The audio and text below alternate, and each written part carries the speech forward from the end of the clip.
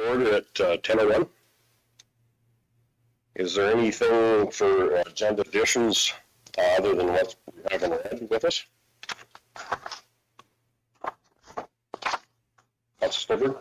Seeing none, I'll give you a motion to approve the agenda with the addition. The only thing that Greg Jackson has asked is if we could move the 9.1 memo just ahead of when we discussed 7.3. So I don't see an issue in that. It won't be changing our agenda, just in our order. Okay, we have a motion on the table. Call a question, all in favor? And that's carried. Minute approval, June 11th, 2025, page 5 of our package, and 3.12, June 25th, 2025, page 13 of our package. Was there any omissions or questions or concerns? Councilor Gender? Okay. Movement presented, please. Okay. Call the questions, all in favor? That's carried. No public hearings today. We have a delegation at 10:30. We have council's request for information. We'll wait for CAO Cassidy to be in. And new business we'll move to. 7.1, request for decision. Reed County of Stettler Fire Equipment Procurement, page 17 of the package. Ms. Reeve Clark, Ivan or Troy will come and take that one.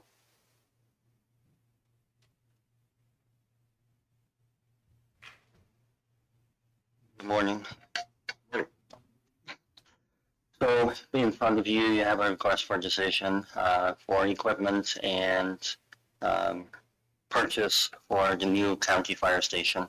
Last council meeting, council approved the lease for the new building, and we're looking to create a functional working station out of that. The equipment that is on the list here is currently in use, shared equipment, and we won't be able to create a fully functional station if we don't have this equipment present. So these are items that were not budgeted for, so we do need council approval. It is a large omnibus request for decision dealing with numerous items. First item up is gear lockers. Currently, they are built into the Station 1. We're looking at purchasing them from Associated Fire for the dollar value mentioned there. Next up is firefighter PPE. With the split of the two stations, we will be requiring, we've done an initial budget for about 15 firefighters. Some gear may move over from the current Station 1, but that is to be determined. That is depending on who moves over or who's going to respond on both stations. We're looking for a budget increase of $100,000 there. Next up is a soft mount gear washer. Selected a piece of equipment there that can be moved in the future from station to station. That is not bolted and cemented into the floor. Also, that one would be coming from Associated Fire for $8,600. Excavation tools, they're currently built into Rescue 14. We're not looking at acquiring Rescue 14 into the county side, so we do require a new set of rescue tools. Jaws of Life, Rocky Mountain Phoenix, with Hearst Hydraulic, which is the newer technology, for $57,000 and some change. They are in stock, so tariffs are not affected there. Yes, sir. This style, the battery powered? Okay.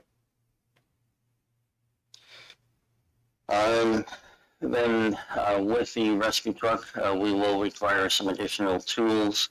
We're estimating about $10,000 we're setting aside for that.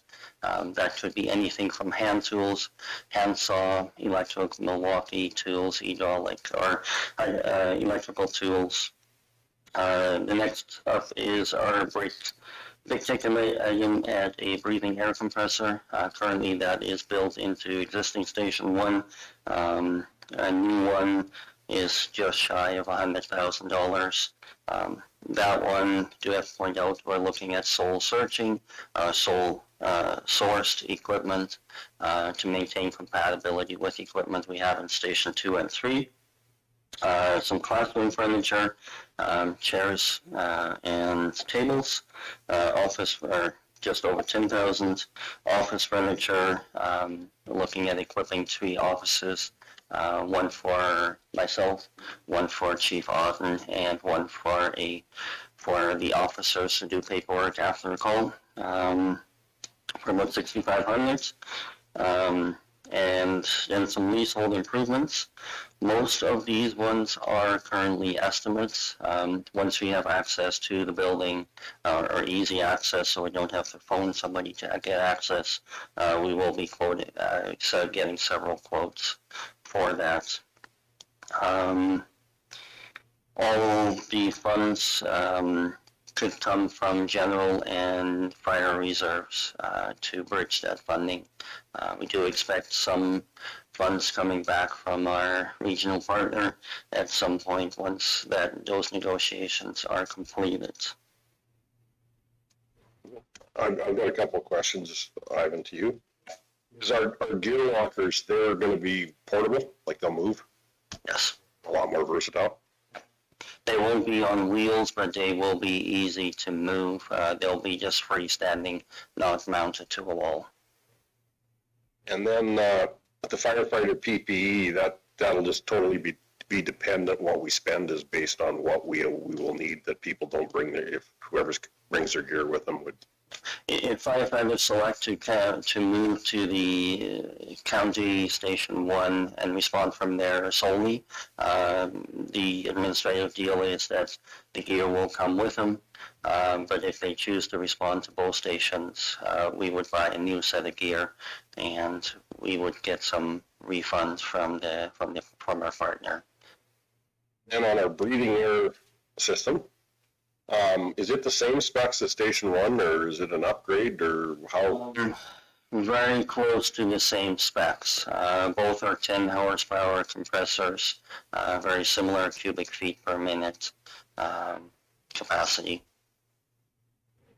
My last one is when you talked about bolt-in things. So when you look at building repairs, or not building repairs, but updates or lease improvements, there's things like definitely like the shower and the shower stall and shower in bay, but and electrical air drops would probably stay with the building. But your hot water pressure system, your compressor, your things like that would be movable if we were done our lease. Correct, yes. A lot of it would be like your IT network and stuff, you move it, but it's the stuff that you have to do to get it in place, right? Yeah, so on that list, items 1, 2, and 4 would be staying with the building. 3 and 5 we could take with us. We just move. Any other questions? Councillor Stevens?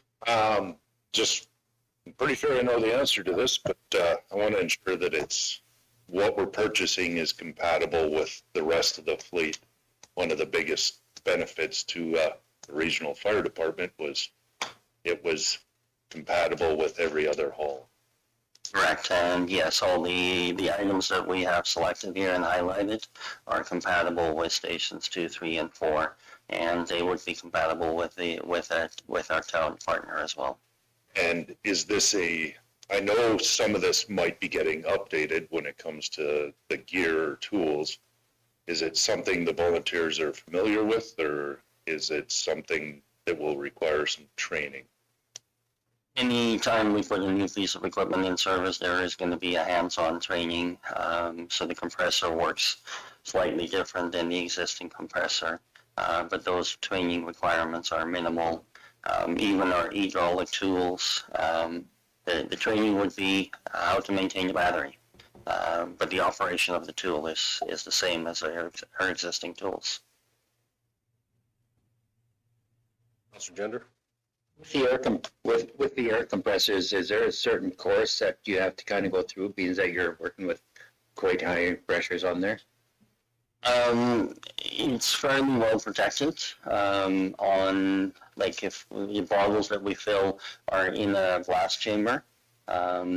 So there's not a course, it is hands-on training, and sometimes we do get the manufacturer rep in. I am familiar with this brand, as is Chief Otten, because it's the same brand that is currently in Big Valley and Denelda. Thank you. Mr. Stevens? Nikki, you might be able to answer this. When we sent our letter requesting a meeting from the town, and there was some delays due to holidays, I believe, Correct. ever get a response after that, or? I've not received a request to meet or a response to meet. I did talk to CEO Cassidy last night, and I'd asked her that very question, and an answer, same answer. Well, Councilor Tender? And for making a decision on this, I would like to go with option number 1, that the county authorize administration proceed with the proposed purchase as presented under general with a sum of $391,000 plus change, or change plus $50,000 for contingency. With that, Michelle? Any questions, concerns? Call the question, all in favor? That would be carried. Okay, thank you. And I think you're probably up for the second one too. I would, Oh, Tori's going to do that one. okay. 7.2, request for decision, fire squad replacement tender, page 21. Morning, Troy. Morning.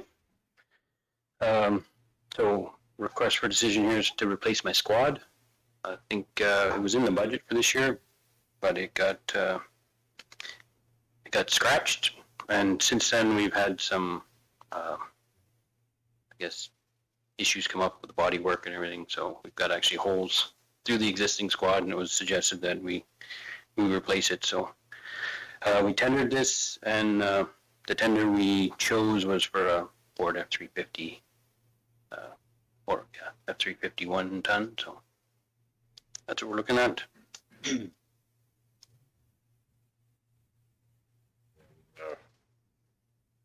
Councilor Stevens.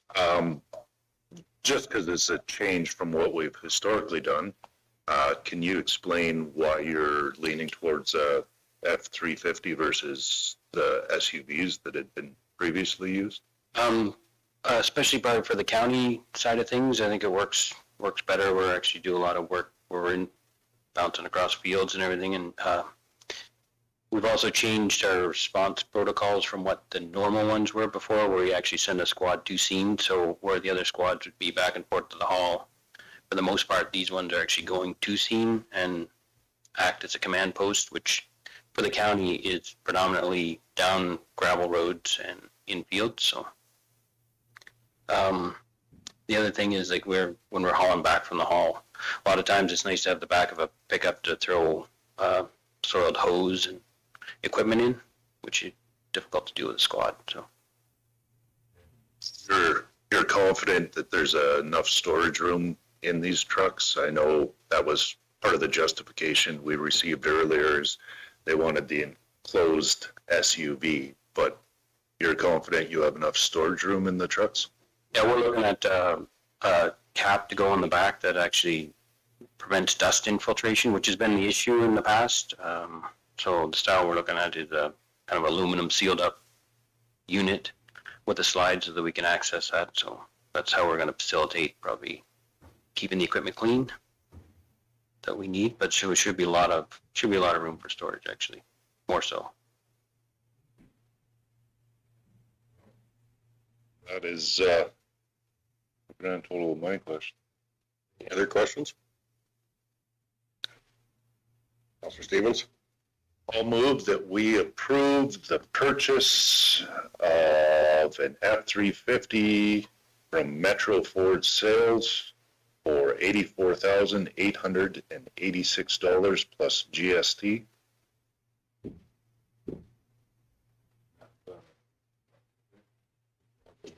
Any other questions on that? Councilor Gender? It's more of a point. I just find that our position here is to build rely back on to, say, like even like with Public Works, that they come to us requesting, say like for tools, anything like that. And it's not for us to, we can question it, but it is also one, you know what type of tools that you really require in order to be able to do your job. And I find that is what I find that my position here is to be able to enforce or to stand behind you and provide these for you. Any other questions or comments? Call the question, all in favor? And that is carried. Thank you, Troy.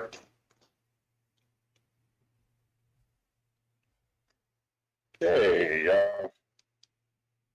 how long is your memo gonna take, Greg? Mr. Reeve, I think if you would like, you could probably move through maybe some of your other requests for decision, seeing that there may be extended discussion regarding the memo, and then the request for decision 7.3, purchase of a motor grader. Entirely up to you. Yeah, no, that's, the rest of our requests for decisions will be waiting for either Craig or that to be. Okay. Look, we can move forward. Want to start on it, and then if we have to take a break or we've got to take 5 minutes to finish, we'll. Perfect. So thank you, Mr. Reeve. Excuse me.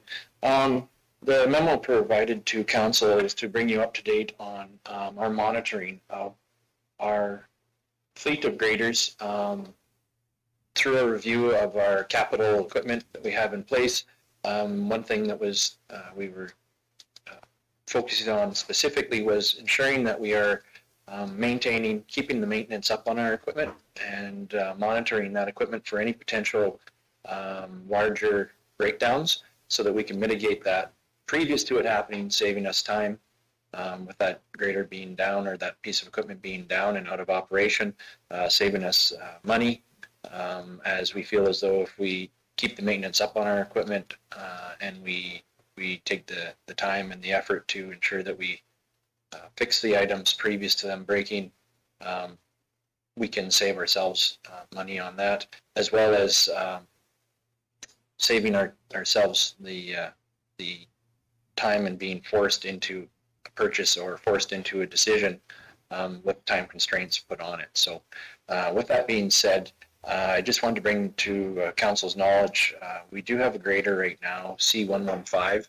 and it is showing through our last oil tests that we've been doing on it. So you can see in the memo, there is the copy of the oil reports, the sample reports that we send away to Finning every time that we service our units. So we upped the service interval rate to, or we decreased the service interval rate, I should say, to 500 hours on these units that we're rolling them through. And now we're moving our samples up to, we're every 250 hours, we're doing sample tests on our equipment just to ensure that we're getting a good idea of any potential issues or concerns that we have going forward. With that, you can see we do have action items and action required in our C115 motor grader is we are showing significant oil contamination. We did, as they requested, we took the previous filter, opened it up, examined the element, and there was visual contamination, metal contamination in that filter. So with all this information that we have in our hands and utilizing it along with previous experience of staff in our mechanics bay, we do feel as though that our engine life on this unit is coming to an end. With that being said, previous work that was completed on this motor was at 10,000 hours, so roughly about 5,000 hours ago. Well, I should say, I can get the exact hours, but and it was a camshaft fallover failure at that point in time, which was replaced by staff. So we've had really good work and results with this engine over its life. However, we do see that it is coming to its end of life. We do have options that the different council before we first into having a great sitting in the yard and inoperable. We can purchase a CAT drop-in engine. So that's the first quote that's in the package there in the memo. So with that purchase, staff would be installing it. in our own shop. And with that, we would get a 1-year parts only warranty on that drop-in engine. If we complete that previous to any significant damage, so you get your core return as long as the core is not destroyed. So with an engine failure, staff states, well, there's an opportunity that we could have an engine failure and it won't affect the core, so you should still get your core return. However, that's not guaranteed. So if we choose to drop in a new engine in this unit and we return the core previous to it having a catastrophic failure, we would have $25,000 of change returned to us on the core credit. So that reduces that engine drop in to a cost of $54,500. And that, like I said, that is by staff in our own facility with a 1-year parts only warranty attached to it. With that being said, this is a 14M grader. We have had very good use and life out of this grader. It has not had extensive issues or concerns throughout its service in the county of Stettler. So with that being said, there is the option to have Finning drop in an engine into this unit with their staff. If we do that option, it is a little bit more expensive. It comes out to being $99,000 roughly. However, that does get you a 3-year, 5,000-hour warranty on that engine, and we can bridge it over then at that period of time if we book it in within 500 hours of that engine being operable for a full rebuild. That credit goes towards the rebuild, and that engine will then be warranted up to, when the rebuild is complete, up to the 5-year, 6,000-hour warranty. So there is an option there that if we have Finning, and that would mean that this unit would then be taken to Finning and they would install the engine. It does cost a little bit more. However, we do see that we have the option of a greater warranty on that unit as it goes forward, as well as we can book it in, work with their timing so that we would, just as we did the last rebuild, we'd be able to work with them on their timing and get discounts on their labor rates and be able to do a full 14 rebuild on this like we did previously with that credit being brought forward. So where we saw our last rebuild being in that $625,000 range, this would then, going forward after a full inspection, we should see roughly a reflection of this investment of the engine work, so that $100,000 going into that. So we should see basically the full rebuild reduction in cost that would mirror the investment that we've already put into this engine. At the same time, we would then as well get a bump in our warranty rate that would go on top of this engine with the rest of the grader with that rebuild that we would see. So there are definitely options. And the reason I wanted to present this memo previous to the request for decision is in the world of what we have available and what we need on the ground operating on any given day in the county of Stettler, having a grader removed from service completely for an extended period of time does significantly influence what we can get done. So depending on how council would like to move forward with this grader maintenance would also play into, while this grader was away, we could schedule around these items, making sure that we can work within what we've got going on. However, the option to purchase a grader this year and allowing us to have this grader out of service, getting the warranty work or the work done on it that would allow us a greater warranty and the option to rebuild it later, would support our service and our level of service that we're trying to maintain this summer and the work that we're trying to complete. With that as well, we do have a grader in our fleet. It's our C82, and as I've mentioned to council previously, we're becoming more and more limited to who can operate this grader, as it's the old style individual hydraulic operation. So it would be on my my list of pieces of equipment to potentially move forward and sell after we move through this budget season. So,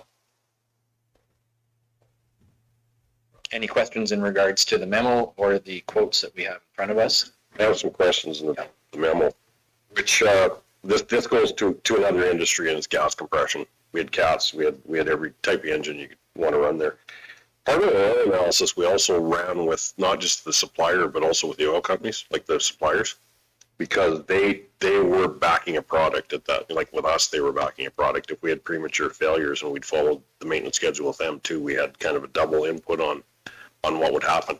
I don't know what our procurement policies are on our oils or how that works, but we had very good suppliers, and they did. And their analysis sometimes would pick up sooner than the manufacturer's analysis, like the equipment manufacturers. Another question I have is when we have things like cam failures, etc., the spinning with a cat, like we would spin bearings because you could see at a certain point if you stayed ahead of your oil analysis. I don't know if that's an available option on these graders, but maybe that should become part of our maintenance plan. And by doing that, you can gain another 4,000 to 5,000 hours pretty easy on your bottom end of your engine. And with the purchase of the engine or us putting it in, we still have to take into account our labor rates plus basically what else we aren't doing in our shop at that point. If we have to have somebody else third party something because we've got a bay tied up for 2 weeks or whatever it would take us to do that engine. So there's just some questions I have. And then one question I brought earlier, quite earlier, I guess probably 2 or 3 years ago, was when it came to our grader fleet and the numbers. Did we ever look at trying to third party or dust abatement and some of those tasks that we do so that we weren't tying a piece of equipment up for a year basically to have it for that period that we're using? We've looked at contract operators and graders before. It's always our availability, right? Because the oil rolls in, we're lucky if we get a day's notice and we have to find a contract operator to lay it. Randy, I think, Turner Dan's doing most of the oil. Randy, I know, is laying the gravel, and you can sure see how good that program is working this year with an experienced senior operator spreading the gravel for us. So I think it's just availability. Like when we want to move, we try to move as quick as we can, mostly because ratepayers expect that, and trying to get the contract guys to work with us on their schedules isn't always great. It's a pretty expensive piece of equipment. If I know we utilize them for other things than that, like snow, but I mean, it is an expensive piece of equipment for that. How many days out of a year?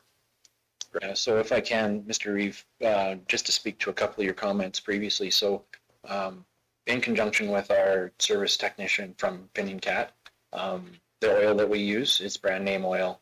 It meets all of their criteria. We have never went back and had consultation necessarily specifically with that specific oil. Just on that though, we did because they all met spec too. Yeah. So I mean, there is opportunity maybe for conversation in that regard. And then moving forward and just speaking to the last, a lot of time, as CAO Cassidy mentioned, our schedules are tight and we are moving very quickly, and the fact that we find an opportunity in a window when we can get our dust control and stuff done. We do have a great conversation and relationship with our suppliers. However, it is like okay, we can go, you can go, and it's a next day kind of a thing, and we'll get after it and get a large area done. Those graders that are being used in that opportunity, just as you said, we are using them in other areas as well. So during that stretch of time, we're doing the dust reduction applications. After that, I mean, then they will be in a gravel pit doing reclamation. They will be working on a back road patching program, at ratepayer request level, all those types of things. Those graders basically are not necessarily specific spoken for in a beat or on a road circuit, but they're being basically dispensed to other areas in the county to have the same work done at the same time. So Question through the chair to Greg. If there's a strong possibility this grader is moved out of the fleet in the near future, if we did go with Finning to do all the work to get the extended warranty, would that warranty carry through to the new owner if we sold it? This grader here, if we were to complete work and to add value and warranty to that, my intention would be is that we would keep this grader in fleet. Or you'd keep it then that way? Okay. I know we'd spoke in previous years or previous months in regards to what we feel is a right fit for the number of 14s that we have in our fleet, and 3 is kind of that. We'd like to keep 3 because it does assist in our oil dust reduction application, having that larger grader being able to move that ground, as well as when we're doing road reclamation, any of the projects that we're looking at to reshape these roads. Just having that larger grader in that position allows us to be able to work the ground a little bit quicker and a little faster. So 3 is that kind of that number. We have the brand new 14 that we received late last year. We have the 14 that we completed the rebuild on, and to this point has been working flawlessly, knock on wood. The operator who's working in that grader states that it's working really well. We haven't had a single concern with it, and it's been moving forward without concern. So this would be my option grader, seeing as the past previous maintenance work that we've done with it has been very light. It to me seems like it would be a good grader to keep around and be able to maybe work into that. That would be our second rebuild and keep into the fleet as our third 14 to hold on to. The remainder of our 14s, we do have a few that are aging significantly, but we would be looking more towards the, if we had issues or concerns with them, we'll drop a motor in and we'll work that grader for replacement and sale. So. Yes, you sort of touched on this, but my concern is we've discussed this at length about going to a smaller size, more modestly priced grader. And I fear that as these issues come up, we're sort of kicking that conversation down the road because it almost becomes impulse. Well, the grader's down, we need to replace it. We have to repair it. Well, now we don't want to sell that one because we've dumped a bunch of money into it. And I just fear that we're kicking this can down the road with. If I may, Mr. Reeve, through to Councillor Stevens, you're not incorrect. However, the kicking the can is allowing us to maybe better stabilize our financial burden that we're holding as we're replacing the capital. My intention is, like I had mentioned, if we go through and we drop the engine in through Finning on this, is $100,000.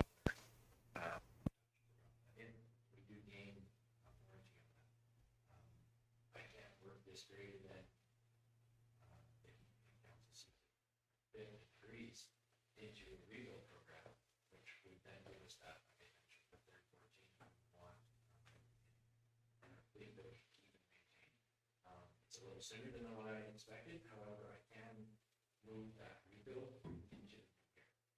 I can't work with any, like I said, we have a 500-hour buffer engine that will allow it to basically, as long as we start the rebuild within that 500-hour period, and then it can just transfer into that full warranty upgrade after that rebuild is done. So it does allow me to work a little bit and our structure.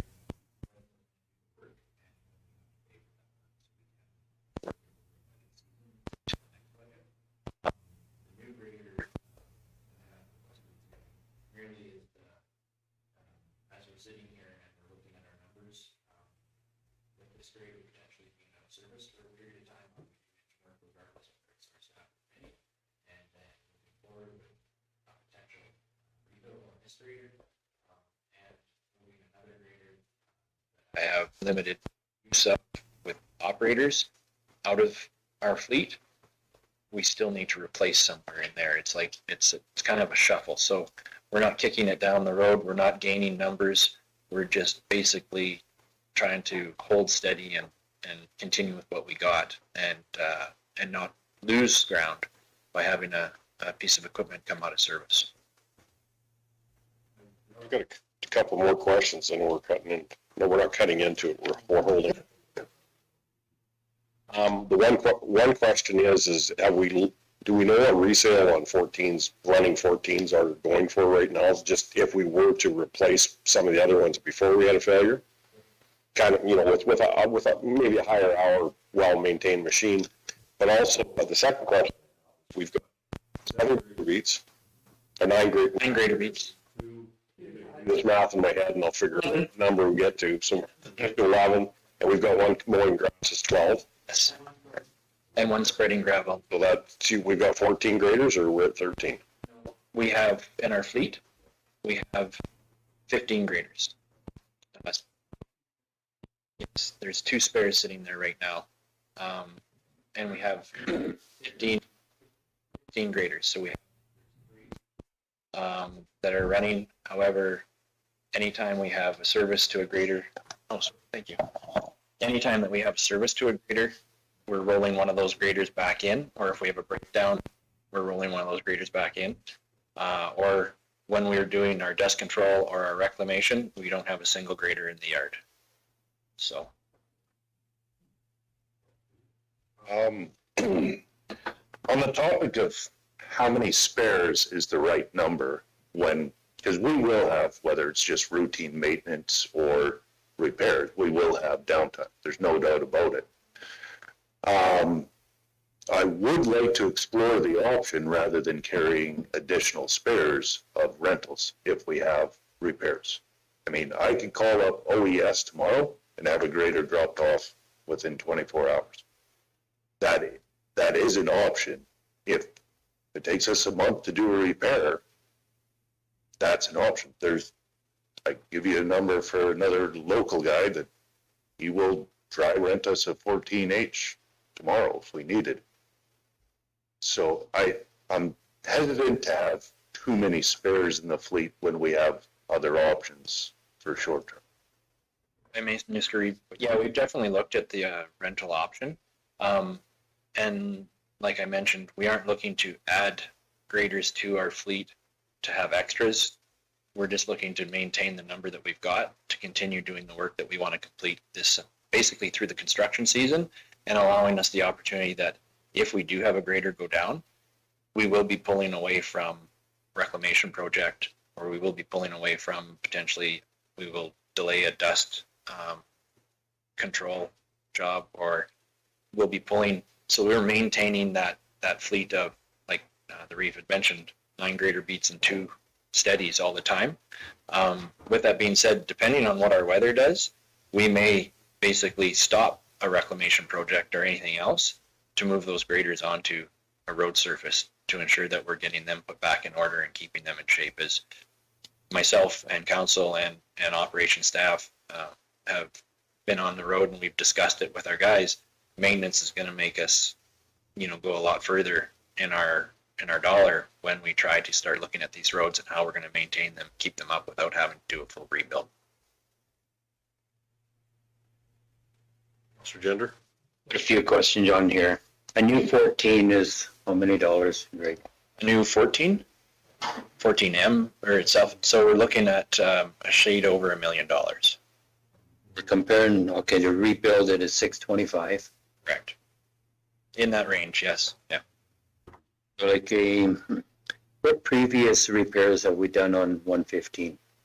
So like I had mentioned in the memo there, our previous repair that we'd done is that camshaft follower and regular maintenance, consumable items, et cetera, tires, whatnot. That's the extent of the work that our staff has had to take care of that grader off warranty. What I'll generally do is break down a piece of equipment into 3 parts, especially say like a dozer. There's an engine, transmission, final drives. So if we start looking at an engine worth say like $100,000, we then start looking, okay, a transmission, we've got $13,000 to $15,000 on this one. There's going to be other components ready to needing repairs or replacement in time. So yes, I'm kind of caught between of say like a price of a 14M versus say like your 140 with front wheel assist. And I don't believe there's gonna be much difference I believe that the front wheel assist will be able to keep up to, say, like the 14M in being able to move dirt. Because you've got more traction, you may not have the weight and quite the power on it, but the amount that we really utilize a machine to use it at 100%, I don't believe really justified. So I guess I'm kind of caught between rebuilding a 14 versus say like 140 at say virtually the same price. I'm kind of undecided in there right now. I mean, that is the option, I guess, if there, at council's discretion.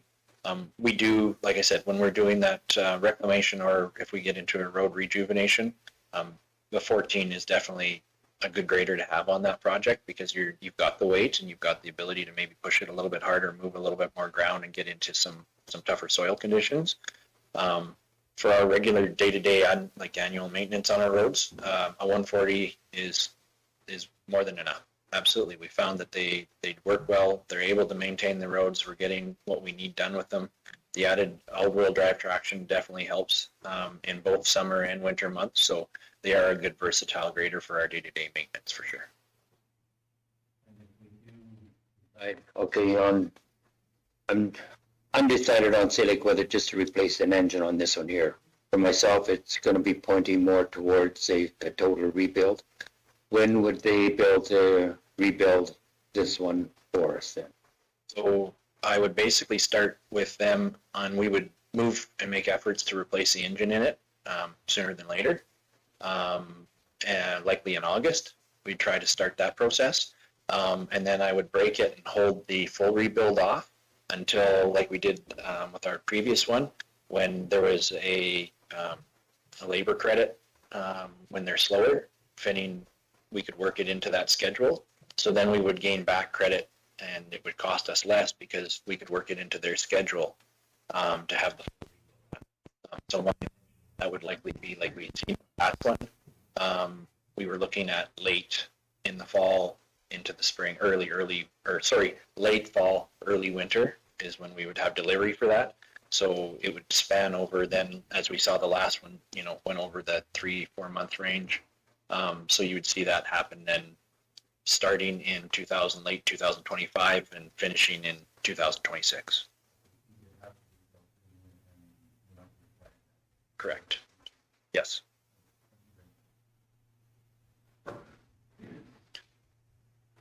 Questions? If there's no further questions, Mr. Reeve, we can end that memo discussion on that, and you can carry on with the meeting as you need to with delegation, and we can come back to the other request for decision and carry on any discussion with that then. I can give you a motion to receive the memo for information. All in favor? Carrie, you're right, it took a little bit longer than. That's really surprising. Good conversation. It's like the contractor might get 2 figures. So our 10:30 delegation is 10:45, but Mr. Neitz, I think, didn't mind listening to our conversation on graders probably anyhow.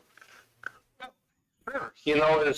As a politician with an election coming up in 3.5 months, this conversation of rebuild what you have or brand new, I think as a politician, we want to, let's rebuild it, right? And this is no reference to what the decision of. Do you need introductions, or do you know everybody? I think I know pretty much everybody, but I did bring just a real draft document as far as the rural return to service. So I guess I can bring it. I just hand deliver it. Just kind of give you a little bit of an idea of what this document might.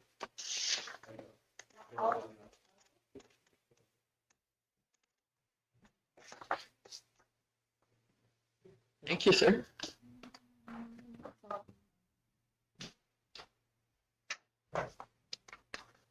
Yeah, so at the last local government meeting, when we had all municipalities, and this was the conversation we had. And so today, really, because most of you weren't able to be there, I really want to come back and talk to you a little bit what is it?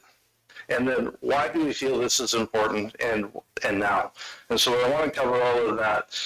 And so if we were going to start kind of a description of what this is really a document to attract and retain and commit young people in identified areas of needs in our community. And so if we were going to just look at the program overview, so we aim to attract and retain young professionals in our rural communities by providing financial support to students in their final 1 or 2 years of post-secondary education. In return, the recipients commit to a 4-year service agreement in a designated rural area upon graduation. Those who fulfill this commitment owe nothing. However, early departures will trigger a prorated repayment of the bursary received. This initiative supports rural workforce development by ensuring that local industries have access to skilled professionals, thereby strengthening community sustainability. Each year, the bursary committee will review and assess which careers are in high demand within rural communities. Bursaries will be awarded based on these needs to ensure alignment with regional labor shortages and workforce sustainability. So if you look at the eligibility requirements, there's just a short list of a few things. In agriculture, we have mechanics, veterinary services, healthcare. I think you know that list quite well. One thing that we've really noticed for us is around certified teachers. We're having some difficulty getting applications in some of our more rural areas that are farther from the center. And it's really becoming more of a problem as we move forward. And if you've paid attention to some of the numbers in education, they have 92 new school builds under construction right now as we speak. There's 132 announced.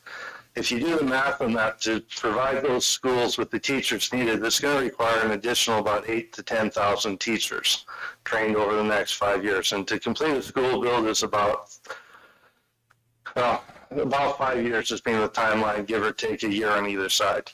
And so over the next 5 to 6 years, we're going to see an increased demand on these teachings, and they tend to, once they leave our community, go to the city, go to practicums in a more urban area if they do there. A lot of times they stay. And so for us, this is really something that we would consider as far as being able to attract and retain some individuals to come to our schools and our communities before they graduate. So one of the biggest things that's going to come out of this is it's going to have a committee that's established to actually go through some of this process as far as this agreement would be, do selections, do a lot of work with local chamber of commerces, trades boards, to actually have an idea about what are the needs of our communities for the next few years. Do we have chiropractors? Do we have doctors, nurses, veterinarians that are retiring? What can we do to kind of fill those holes before they go? So that's kind of a really quick look at what it is. And kind of why. So if we get into this a little bit more, and this draft was done back in April a little bit with the people that have mentioned that they're interested already. It's maybe about $7,000 per year per recipient. We hope to maybe have about 5 or 6 a year that we could provide funding for. It will go to them in their 3rd or 4th year. If it were a heavy-duty technician that is a 2-year program, it may go into their last year, where we kind of get them signed in and an agreement for a 4-year term. If they were to leave early, there is some exceptions as far as a medical or health reason that maybe they don't continue with this. Then we have an option to just forgive whatever we have given. But if they've fulfilled their full 2 years, then they leave, then it'd be a 50% ask to return the money. So that's kind of the idea around it. So why? So we talked a little bit about, as far as individual attracting people into our rural communities as being a difficulty. And so that is kind of the first thing. And we see that in different professions in our communities, especially in our rural areas. What we've really found, looking through the latest census, is that we're seeing a really decline in population. Now, when we look at our 0 to 4 coming up from the 24 census, we are seeing that there's a huge decline in numbers. If you look from 10 years ago, and I just pulled that number just to give an idea, there's about 200 fewer kids in the 0 to 4 age range. The interesting thing, the 5 to 9 is still fairly stable, but to 0 to 4, we can determine that COVID and locking families down and keeping them together did not increase population. So where we really started to see this is in Coronation, they've begun double grading just because of the lack of population in the school, which is the first time we've ever done that. Stettler Elementary, we saw registrations for kindergarten grade 1, about 60% of what we would normally get. And so we see the impact. So we look at that 5-year 0 to 4 impact. As we go in, we're going to see that group that is significantly smaller coming through our schools, which is going to continue to reduce our student population, especially as bigger groups drop off as they graduate. That is not good news for our small schools. Particularly, it's not good news for Stettler Elementary and William E. Hay either, because all of those things trickle right through, and that impacts jobs in the profession and also our communities. So the other interesting thing when we started looking at the census data is from just the last 10 years, there's a drop of about 200 individuals in the 25 to 29-year-old range, which is the start the family, employees. And so that is a significant concern that we have as well, is that we don't see those young professionals done school coming back. We don't see that in our communities that are coming through in the census data. And that is what we need to try to keep our numbers positive as much as we can.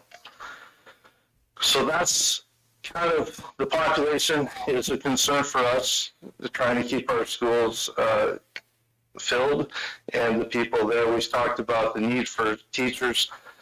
And more importantly, it comes down to what's the message we want to send to our youth in our communities and our schools. We really feel that having this type of a program sends the message to our students that not only are you needed, you're wanted. We want to support you. We want to spark that idea that this is the place we'd like you to come back and to establish yourself, establish families, and return with a professional degree that will contribute to your community.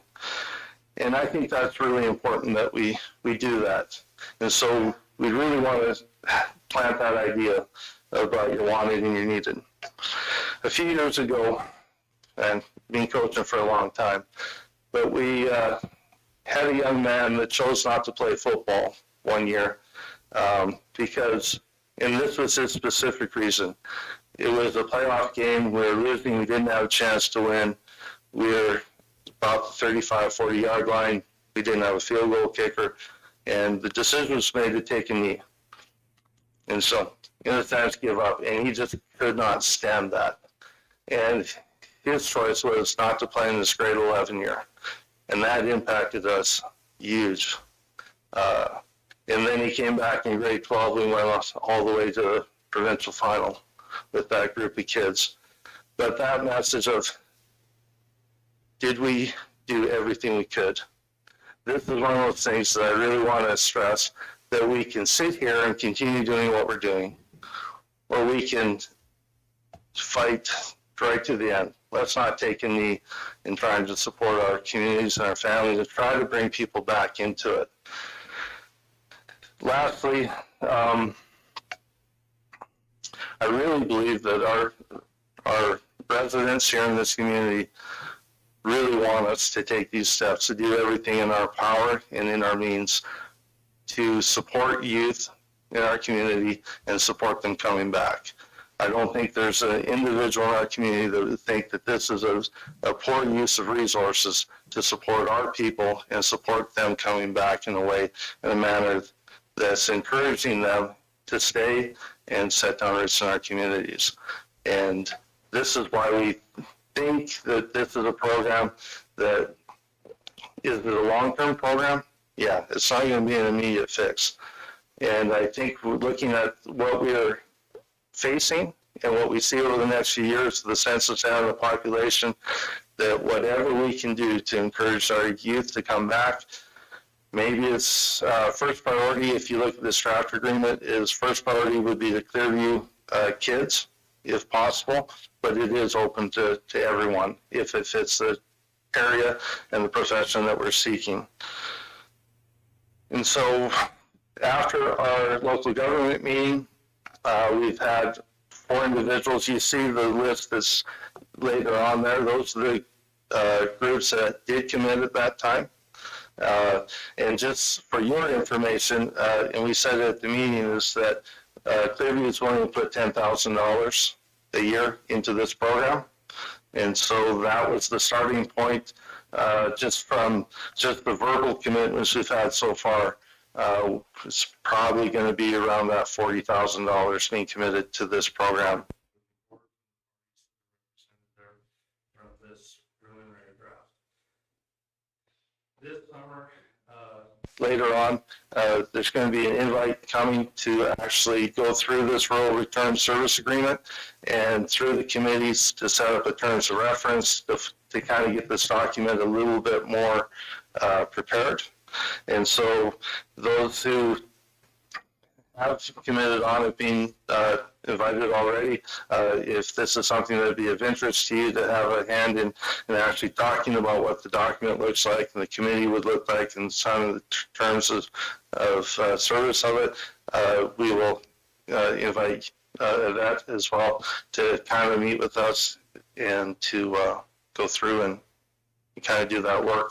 We're really having a hope to have by this fall, having it start up and the selection process beginning before the new year. So, yeah.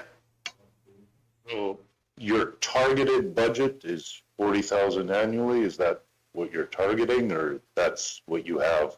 That's committed so far, roughly.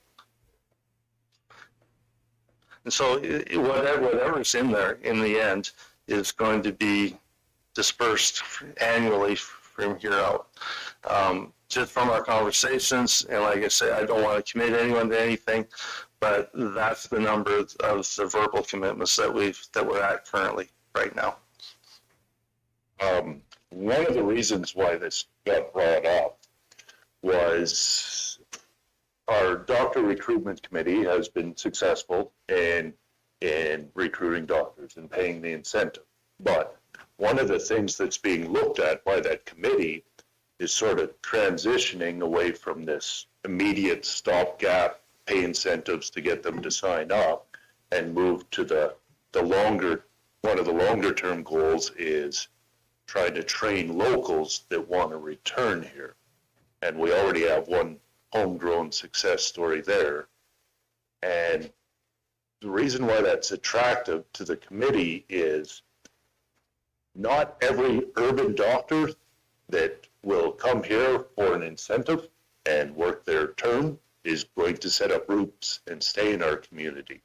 So there is a fear that paying the incentive to attract doctors is an endless cycle, that they'll stay here, they'll take the cash, which greatly helps repay student debt, and those that are new to the country are resettling and lots of costs that way. But it doesn't necessarily mean they're going to make our community their home and stay here long term. So this is a different way of tackling that topic without trying to get someone that doesn't necessarily want to stay in a rural setting. Yeah, exactly. And so that's why working with our community and the professionals in it, we can kind of identify areas that we could be attractive to and do that. The other thing with some of the professions, though, I don't know with our proposed payment structure if it's really going to make a big difference. Like when we talk up to 7,000 for 2 years. Well, per year. For a 2-year program, but a doctor could be 7 years. Yeah, and you know, and if we were to go to the doctor, identify that, and it probably is one of the areas.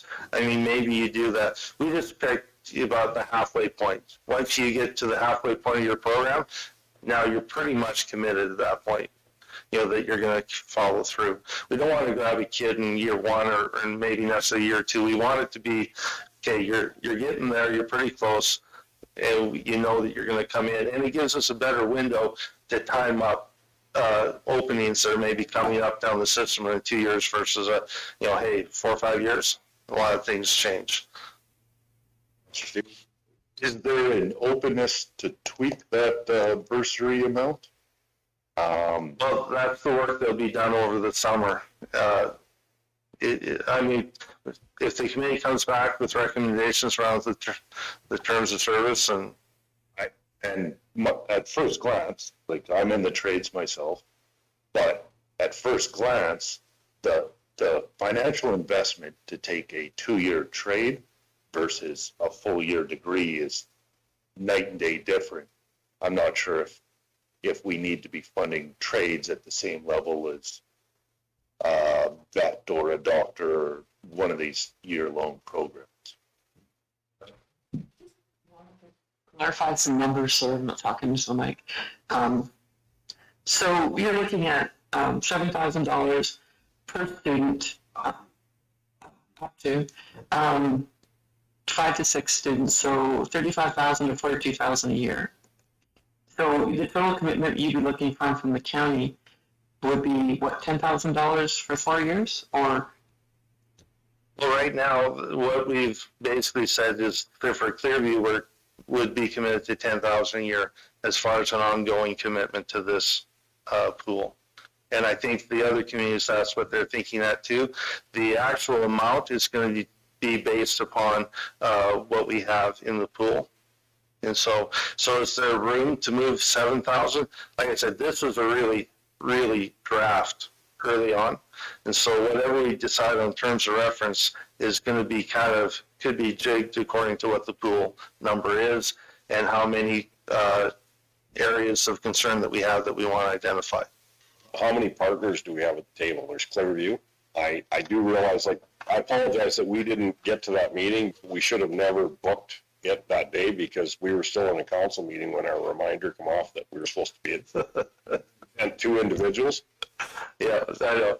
And by the time we got out, supper would have been ready and you were halfway or done. And Yeah, so right now the verbal commitments we have are from Paintearth County, Castor. Coordination has sent, they've had some conversations, they're interested. And so Town of Stettler, Castor, Coordination, Paintearth, and us. You've had a conversation with Town of Stettler's in agreement? Yes. 5, 6 members then. Okay. Oh, okay. I didn't see that. Okay. LA too. Yeah, and so that conversation, I've had a conversation with the Denalda mayor as well. I mean, obviously their capacity is completely different. And so this is really a voluntary program. If they'd like to contribute some portion, whatever they can find that they can do, we're certainly open to that as well. Just want to remind council that the county has some very good, we've offered excellent training to our employees. We've gone right through for 4-year mechanics. We've sent kids to school for environmental training. We've done a lot of local government training, so we do offer a lot of training and pay for it and support our employees doing it. So this is nothing new to us. My only concern just from looking at it is you see that kid come out of high school, and we've hired a couple that have that potential, but maybe have that stumbling block that they just don't even have the funds to get started. Is there any way that this could look at assisting some of those kids right out of high school that maybe could go on to be a doctor or a lawyer or a vet, right? That would be part of the setup, I guess, too, but It's a conversation still to be had, yeah. I think our original thoughts around this was, and I don't disagree, going to university, going to trades, it's a huge upfront cost that some families don't have. And we were really focused around let's fill some of those pressing needs as quickly as we can in our communities. And so we didn't get right back to, and I think I talked earlier about why did we think grade, year 3 and 4. It's just now we know they're committed in there. And let's face it, there's some kids take gap years, there's some kids, take 2-3 years of university to figure out where they're going. And yeah, I don't have the answer. It's certainly something that can be worked out in terms of reference.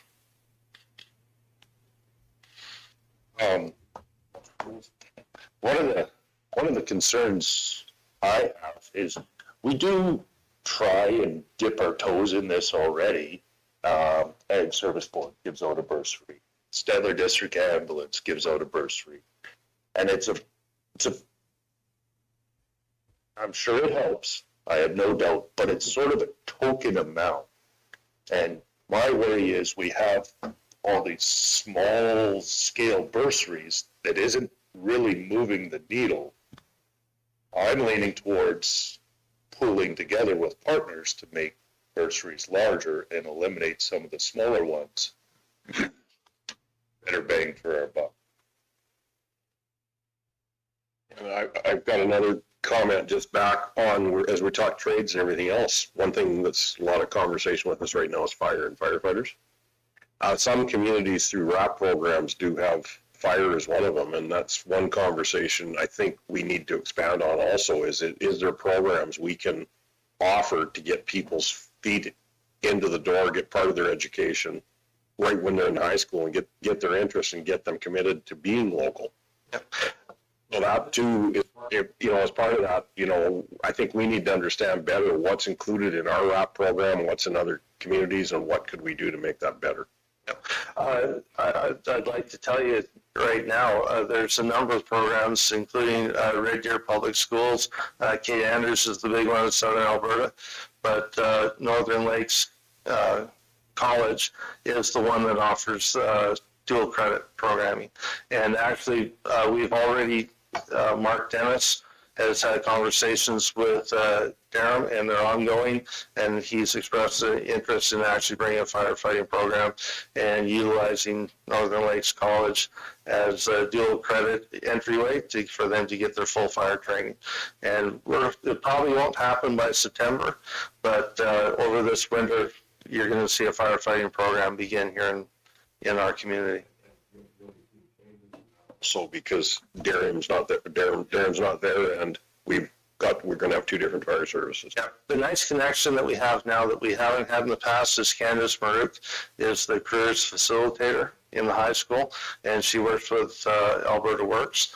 And so all of that is kind of summarized in one position now, who's overviewing the dual credit and the registered apprenticeship work that's happening in the community, and she has been connected with all of that. So we have a whole list of students in our school that are interested in work experience or registered apprenticeship. And so that list is communicated to businesses. The last 2-3 local government meetings, we've talked about, in strengthening those ties between the workforce and businesses in the community and students. And it has done a great job. Matter of fact, this year, the school had a list of where every graduating student, where they're working or where they're going to school this year. And so there's been a really focus on bringing job opportunities for registered apprentices and work experience into our school and make it work in our communities. I would really appreciate if we could get Ivan Dykstra as part of that conversation, and Troy, because they both, part of that interest was brought to the table by those individuals. So I think the input that they have could be great. Ivan has experience in Red Deer and our county of Red Deer, and probably with Red Deer too. So a wider, more diverse So in the regular public schools, their firefighting program is a $2,000 cost. And so that's a cost that's upfront to their kids. If what we're envisioning and what we're doing here, other than equipment or gear that might be bought specifically for individuals that are there, that's got to be figured out. But the actual dual credit cost is actually, it's grants from the provincial government. So we have money that pays for this, so there's zero cost to students for the most part. So if we can do it through dual credit and work experience, we get their foot in the door. It's basically those credits are paid for. It doesn't cost for the youth. Like, out of a graduating class here, like what percentage or how many would continue on, say, like with further education? The part that I'm concerned about is, say, like, how do you pick and choose who gets a bursary and who doesn't? It's an application. They would actually apply. Like once they get in, as it's set up now, they're in the third year, let's say, let's just use education because they're going into their third year education. They apply for this. They will then sign the return to service agreement that they'll come and work for a minimum of 4 years in a rural position in either Painter County or Stettler County. And so they would apply, they would go through a vetting process, and that's how they would receive that bursary. But it's really, it's a work contract. This could be an enticement, okay, if you have gone to the city for a couple of years, tested it out to find out, okay, whether we can draw them back or not.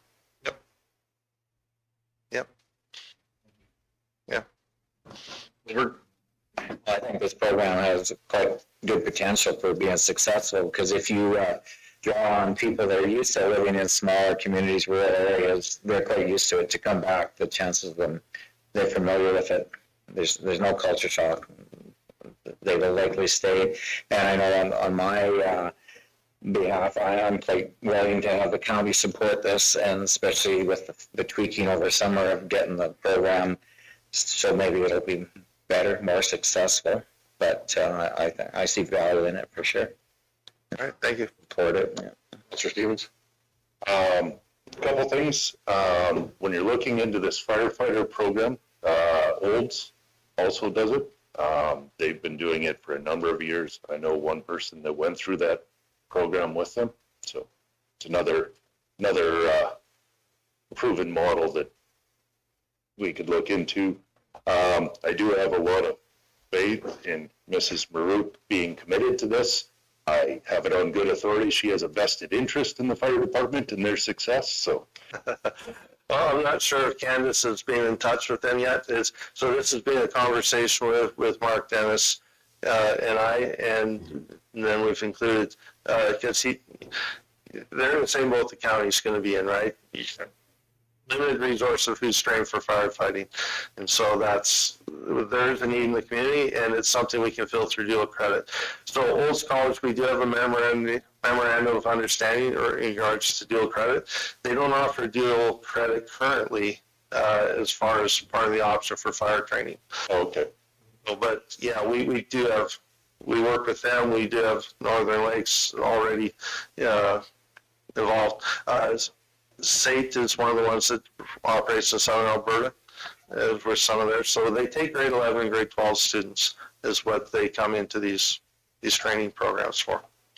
So Councillor Nyberg asked me to pass on a message on this topic.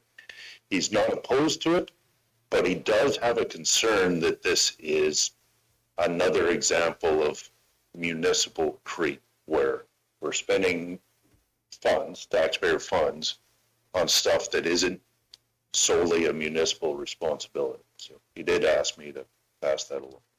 well, this is really outside our wheelhouse. Educational organization.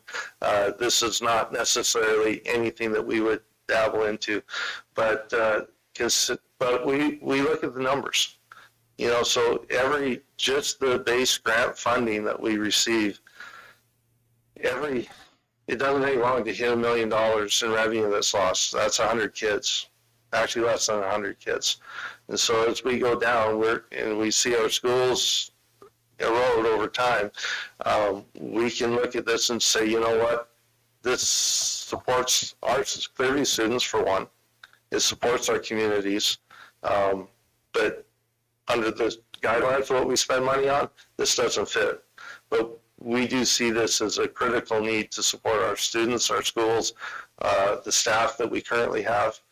Because if we continue to lose, and like I said, the census tells us the next 4 years is going to be a lot of belt tightening. And belt tightening means that there's fewer teachers, fewer EAs, fewer people in our buildings, and that's not a positive.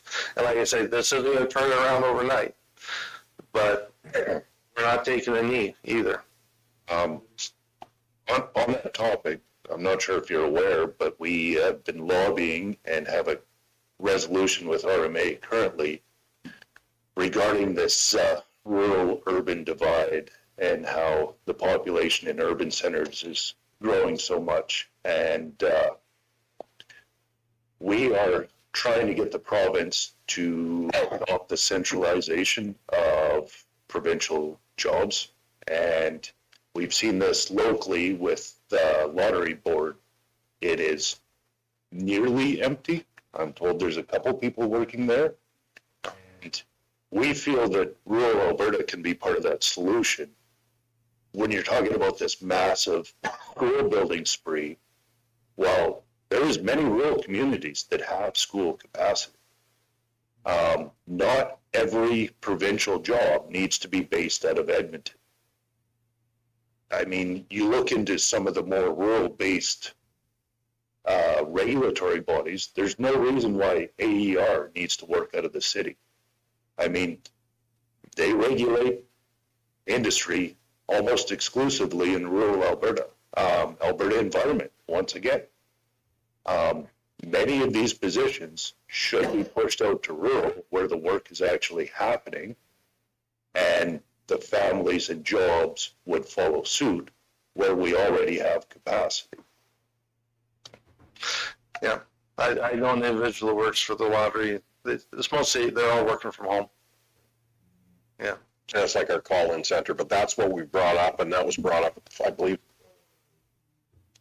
session. So RMA is working towards it now, and there's conversations right now. So hopefully we can make a sway on it. And that's provincially and federal funded. No, I don't disagree at all. Yeah, there's a lot of things that don't need to be done there, and especially work from home the way it works now. Yeah, it certainly could be rural. One other thing that's come up this spring, Alberta Infrastructure has contacted us in regards to the new school build for the Stettler Elementary and the modernization. They were doing a lot of work. They found some technicalities. Canadian Pacific Railways owns the road allowance from the west side of the tennis court through to the other street. Who knew? So, long way to wait for something. Who knew, right? So that's on the title. There's been where it's a flood zone, so that was another concern they had. That whole little area there, but we've been there forever. Actually, all of these have been worked out already. There's already been an environmental flood study done with the modification the town made a number of years ago. So that should be cleared off. The other thing is that, oh, by the way, you're within 500 meters of a railway and a highway. It's like, yeah, we've kind of been here a while. Yeah, we kind of know that. So does that say it's happening? No, it doesn't say anything's happening, but it says that there's a lot of work being done in the background to make sure that the decision will be made November, December. The announcement, if it happens, would be March in the budget process. So we're hopeful, at least we're on the radar. With 132 construction projects being built already, I'm not sure who the contractor would be even available. so yeah, that's just an update on something that's coming down the pike as well for us. And add timing may be right because the province did post that, was it $8 billion surplus last year? So who knows? Well, yeah, the conversations with Nate, we're number one priority for his constituency. This is the number one project. So I told him, well, okay, that's nice. Go knock on infrastructure and Alberta education, make sure that you say that. I do appreciate, as treasurer, finance ministry, it's kind of a fine line as, thou shalt do this versus not. And I give him credit for being very thoughtful in what he does. But at the same time, push, Nate, please push. Part of the deal with the government too is their new philosophy is not to spend every penny as they get it. They're banking a lot of this surplus for later. So Thank you. It was a good conversation, and we will be getting back to you. Yep, sounds good. All right, have a good day, guys. thanks. Thank you. Can I get a receipt for information?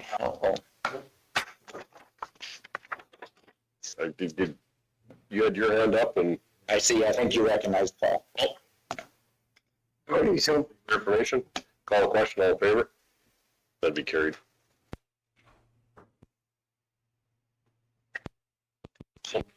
We went through, we forgot all about graders. Start over, Greg. If you wish, Mr. Reed, we could just, hit 6.1 and knock out the information. And then,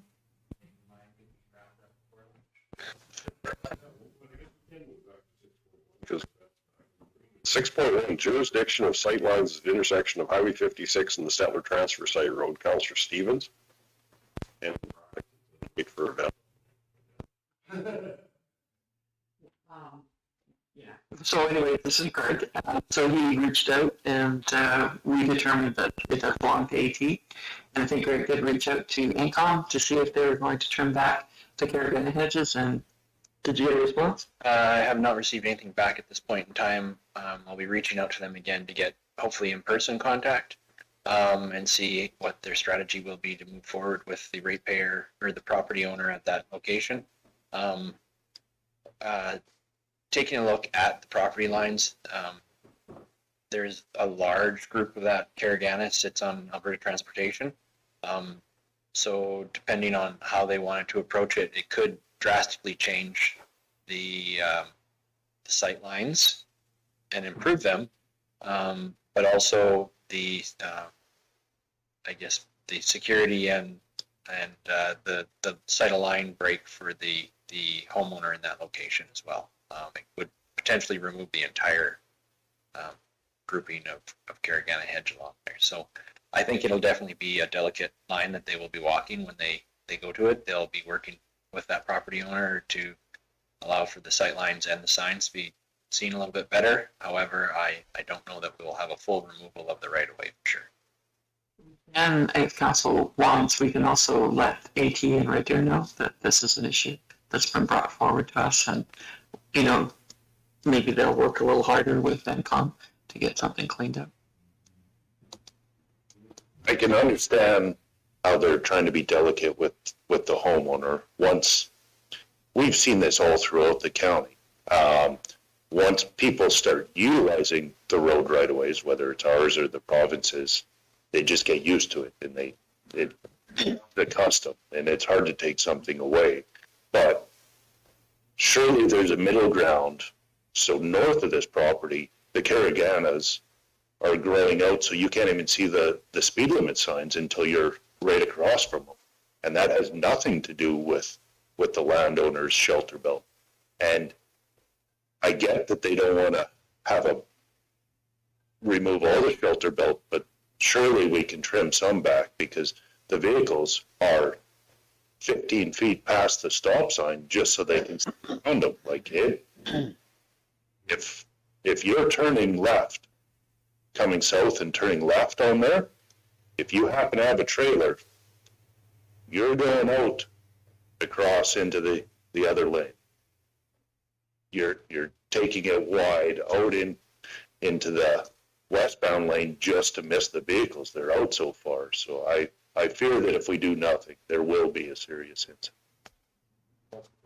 Yeah, I've driven that same intersection, and you have to pull out so far to see if there's anybody coming. And if there is somebody coming and going to turn, you got to dirty look because you're kind of in their way if they're trying to turn there because you're out so far. So it is definitely a problem. I was gonna ask a question, but I think I was understanding this was up on Highway 56 north of Stettler, but we're talking right at the This one in town. town, okay. Yeah. Yeah, it's a road with no road on it. I was thinking, because I was trying to think of any properties. You're thinking of the long shot now. This is the transfer station. My question is answered in my own head, no? Yep, so Mr. Reeve, I'll make contact with both AT and Red Deer and MCON again. And I can bring back to the next council meeting, their recommendation on how they'll move forward with that. Yeah, it is, yep. Both directions on that road. What's your gender? A number of years ago, there used to be a great big old aspen sitting right on the corner, and I believe that was taken out, but they didn't quite go far enough.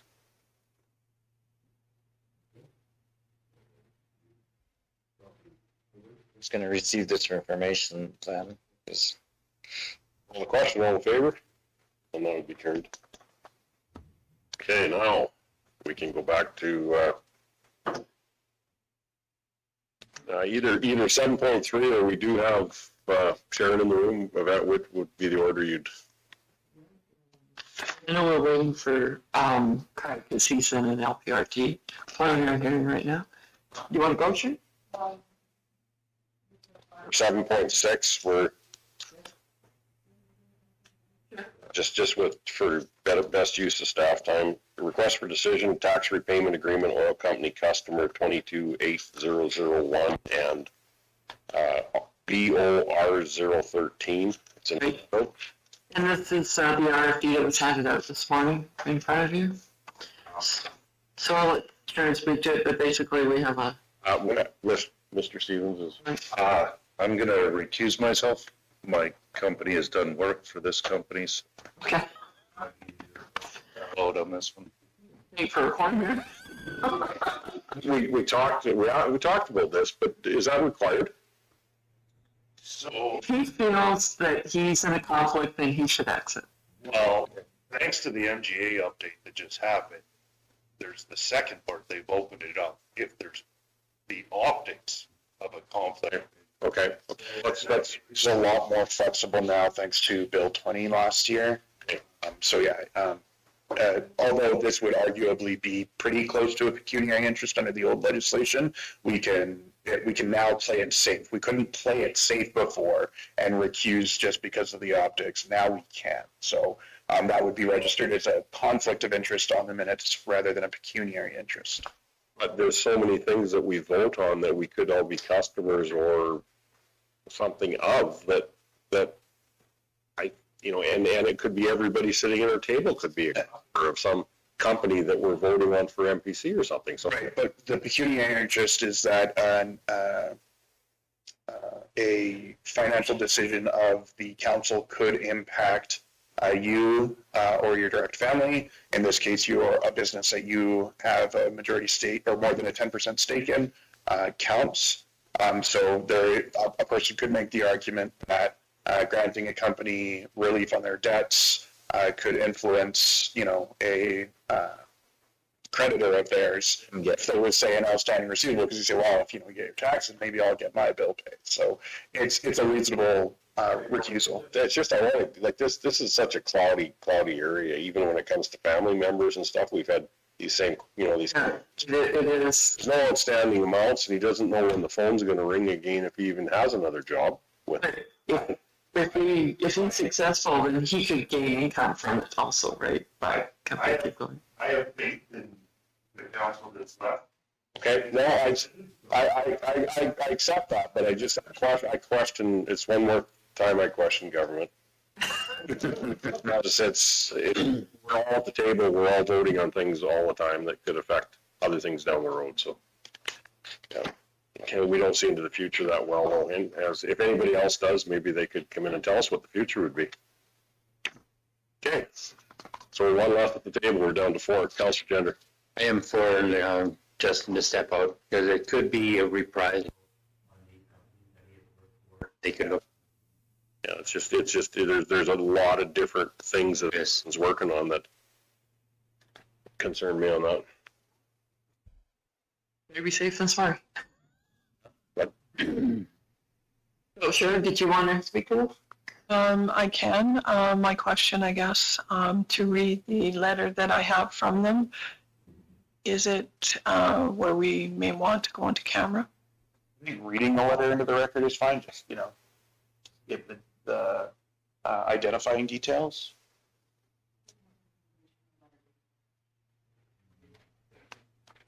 So, oh, okay, then, yeah, doesn't necessarily need to be read aloud then.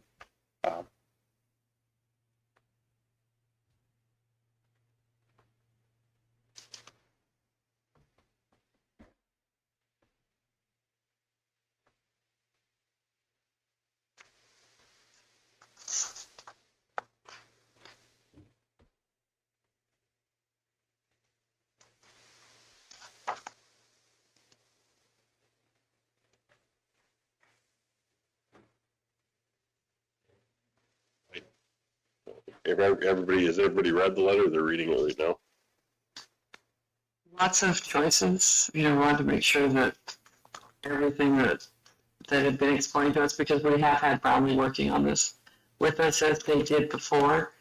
This is the second request by this company. No, actually, it's the third. They've already have entered into a tax agreement in 2021, and they again entered into an agreement in 2023. We had, once they had paid off their 2023 agreement, for 2024, they had come in, or they had asked in regards to tips. We give them the information in regards to tips. And keep in mind with tips, usually we take the payments directly out of their account, and that was something that they weren't comfortable with, or maybe weren't able to do at that time.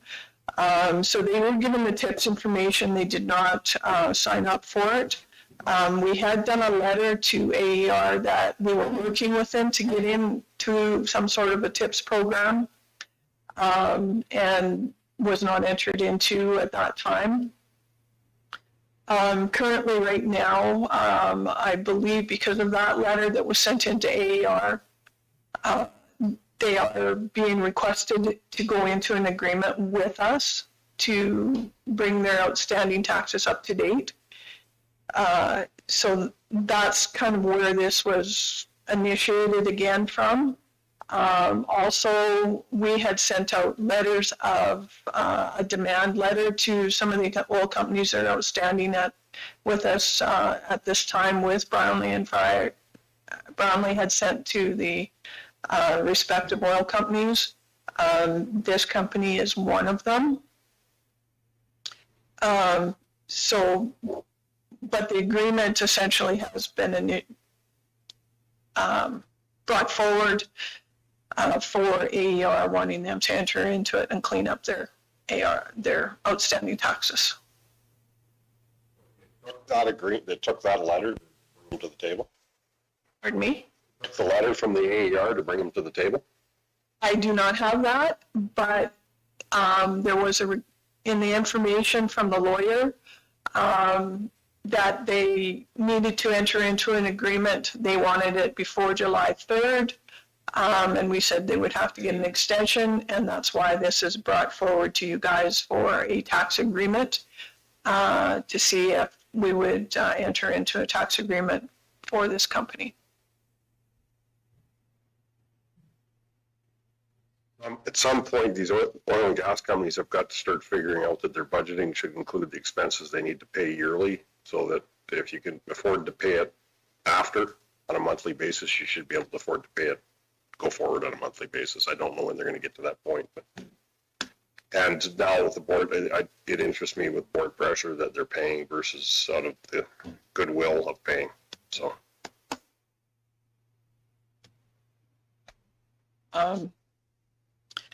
So basically our issue is the ratepayer would like to enter into a tax agreement with a monthly payment to defer tax payments and request relief on the penalties. We've given you 4 options here. The first option is where the county would enter into a tax agreement with the customer 228001 and BOR 013, subject to the following conditions.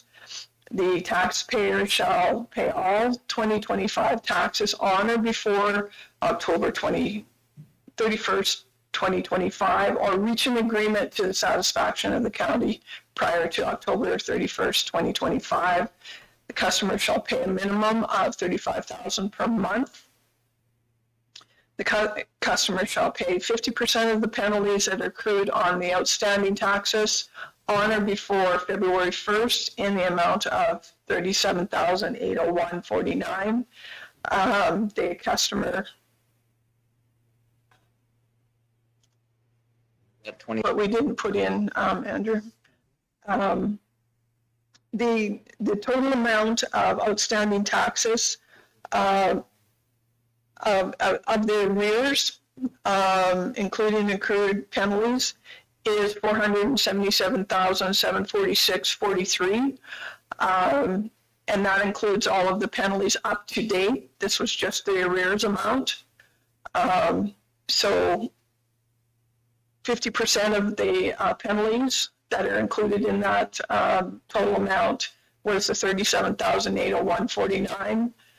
The customer shall pay all penalties which accrue during the term of the agreement, and then the county, if they choose to, shall waive 50% of the penalties accrued on the outstanding taxes on and before February 1st, 2025 in the amount of $37,801.49 upon completion of all their payments of $35,000. And the following roll numbers, I've listed all the roll numbers that are included in the company for taxes for industrial, designated industrial properties and also linear properties. The second option is where we would waive 100% of the penalty going forward. The third option is where we would waive 50% of the accrued penalties up to February 1st of 2025, and the customer shall pay 100% of the penalties going forward, being accrued over the time of the agreement.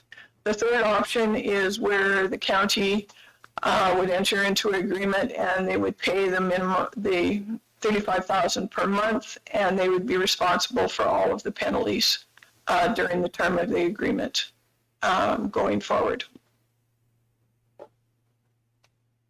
So a little history on it. The taxpayer has respectfully asked for the council's consideration to grant a tax repayment agreement and relieve accrued penalties and penalties going forward during the term of an agreement until the outstanding taxes are paid. The outstanding taxes as of April 8th, this is when a letter went out to the company. The accrued penalty, the amount of taxes and accrued penalties was $477,746.43. At the proposed payment, the taxes would be paid in full by the end of 2026, so it's about 14 months for the $35,000 to cover the arrears and outstanding taxes at this time. Keep in mind the Municipal Government Act through Section 347 requires council to consider equity in making its decision to cancel and reduce taxes. Legal counsel will develop an agreement based on the direction of council. And as mentioned before, the taxpayer had entered into a tax agreement in 2021 and 2023 and had completed both agreements in good faith without any default. The taxes that were collected was $487,087.71 with a portion of the penalty canceled in the amount of around $30,451. So financially, depending on council's direction, the financial implications could be the loss of the outstanding penalty revenue, $75,602.99 plus the future penalties, which would accrue during the term of the agreement. Through the legislation, of course, you have the ability to cancel or reduce taxes, cancel or refund all or part of taxes, or defer the collection of taxes. Regarding, as long as it's under equitable to everybody and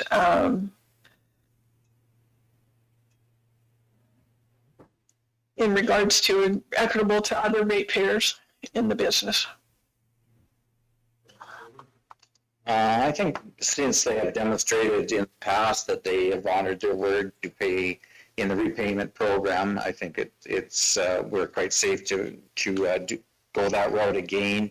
And in their letter, they've asked not for the penalties to be forgiven, just reduced. So I quite like option one, where it's a 50% reduction in penalty. We still get some of the penalty charges under that program. We, as a county, never budget for penalties anyways. We budget for the taxes, and being it's pushing close to $500,000, I think it's something that we really need to work with these people to get that money into our hands. And if they're willing to pay it back at $35,000 a month, I think that'll be quite good for the county. So I would like to make the motion that to approve option one in the repayment program. May I ask that also in the recommendation that we have before you, that clause of the total outstanding taxes as of April 2025 includes the accrued penalty is $477,746.43, so they know what the initial amount was. Great. Okay. And then going forward with of your decision of reducing or relieving a portion of the penalty. Oh, you got that number? Okay. I just got a comment on this. I sat through quite a long meeting yesterday on mature assets in Calgary. This frustrates the heck out of me multiple times. These people come to the table. You don't pay your visa bill. You're back off. You can set up your payment structure. It's based on the interest rate. Why are none of these suggesting that? Like, I can understand possibly once they recognize that they have ongoing taxes. Account for as they are, but they're ongoing debt. They haven't paid it. Penalties are there, and then we say our interest rate. I would like to use the number that we use. I think we have to be maybe a bit more reasonable than that, but this is what you have to pay, and this is what your monthly payment is to meet the terms of this agreement. Get it to the point where this part is zero. The expectations are you continue paying your other taxes, because we just keep kicking this can down the road, and we're seeing it huge throughout the industry and throughout the municipal world. And I agree with Les, like, you know, that what they owe in taxes is budgeted, but it's also budgeted for the year it's supposed to be, not budgeted for the years following. So I don't know how much firmer or to push too hard, but they know coming to the table, we've shown in the past that we're going to reduce our pay. And so you don't have to, it's basically the statement we're putting out to some of these companies is okay to set up these payment structures, which I think at one point is we're going to have to take a firm stand that this is the company we do, but go forward, we're going to have to set where, no, it's not, this isn't an option. AER is pushing it back. Now, thankfully, that's one of the things we push to mature asset. I'm so glad to hear that this letter was there. I wish I'd told them yesterday. It would have helped maybe put it in the meeting, but apparently the people I'm sitting with didn't know that the letter was coming in either, so. But it's this is the it's a huge financial burden to all our municipalities. The Alberta government is recognizing it. There's, you know, we're looking at the list of operators that aren't paying their taxes, and I know we're being everything in confidence at our table here right now, but it might get to the point where that's not a problem. That's also, if I may add, one thing we are getting ahead of the curve here, that they have to pay, in addition to do the program, repayment program for 24, they have to pay all the 25 taxes before October. So this isn't gonna carry on, they're gonna have 24 and 25. So they're caught up, and then we can talk about the 27. This is kind of history repeating itself. In regards, or is in an agreement that is acceptable to the county of Stettler for the 2025 agreed taxes. Yeah. Well, I like that though. Yeah, they have to make the full payment before you look at cutting the penalties now. Yeah. Can we, even if it's not with this one, can we take forward, like we're having lots of discussions with Brian? Can we look at that other option? You get to a point where, okay, you're defaulting your payment. At this point, it's this. Penalties Your included, your payments, payments still say, terms, your other taxes. It's by not paying them. The specific challenge with this one, or with this clause of the MGA, is that you have to be equitable in your decisions, right? So if you make the decision today and you have a similar case with a similar set of facts, that there is a very good argument from that person requesting it that you should apply that. If there are significant enough changes in the circumstances between decisions, that's one thing. But if you've got substantially the same circumstances later, then it's very tough in this case. It's one of the few sections of the MGA, maybe even the only one, that establishes sort of a precedential decision-making consideration for council. The Premier's office is looking at these outstanding taxes now. We've pointed them in the right direction of what numbers to be looking at and where to find it. It is through municipal affairs. So I think eventually we're going to have to look, and if that's an alternative I can bring to the table to say this is how the tax payment structure should go forward to other municipalities, that's what I'd like to do, and have presented it to the Premier. They can discuss it through their caucus, through the MGA, because this is going on and on and on, and it's bleeding municipalities to death. And it's not it's the ones that don't pay completely and you have to absorb. We're talking those numbers too. So it's just, we've got to stop the bleeding sometime.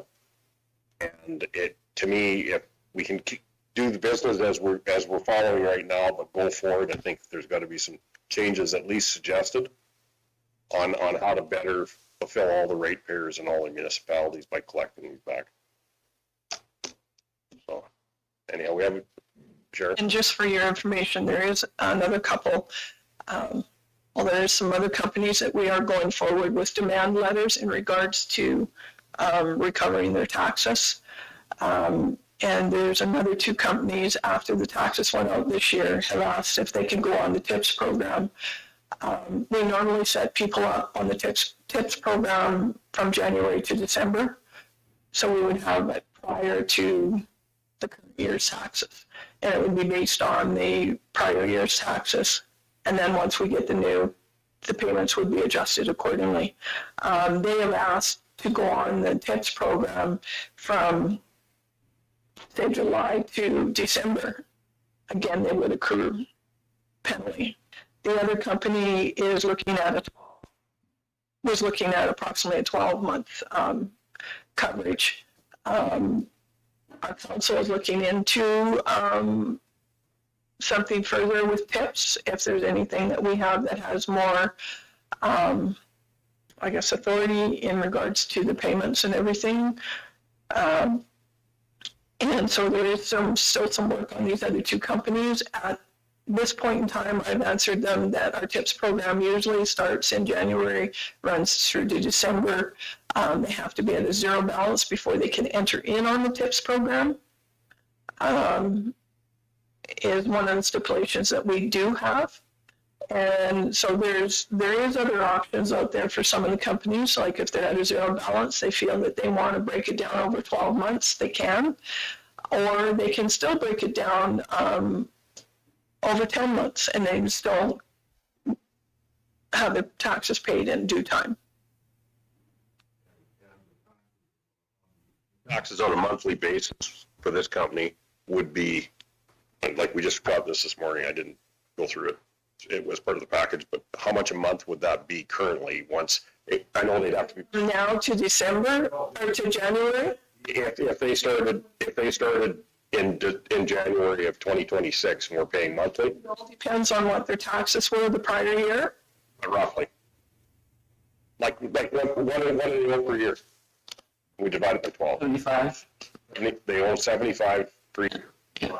12 is 6,000 a month. It's gotta be. Yeah. Well, That's just rough, sure. No, but I'm just asking for a rough number. I'm not asking for the firm number, but that's a pretty attractive carrot to keep your taxes. But that for example, for this company that we're dealing with, their current taxes for 2025 is $429,000. that's with penalties and everything in it. That's just their taxes. The current 2025 tax levy. So they'd be at that 30. That's what they do, Lisa? as of October 31st. I think somebody might have been looking at the penalty piece. Looking at the penalty, sorry. So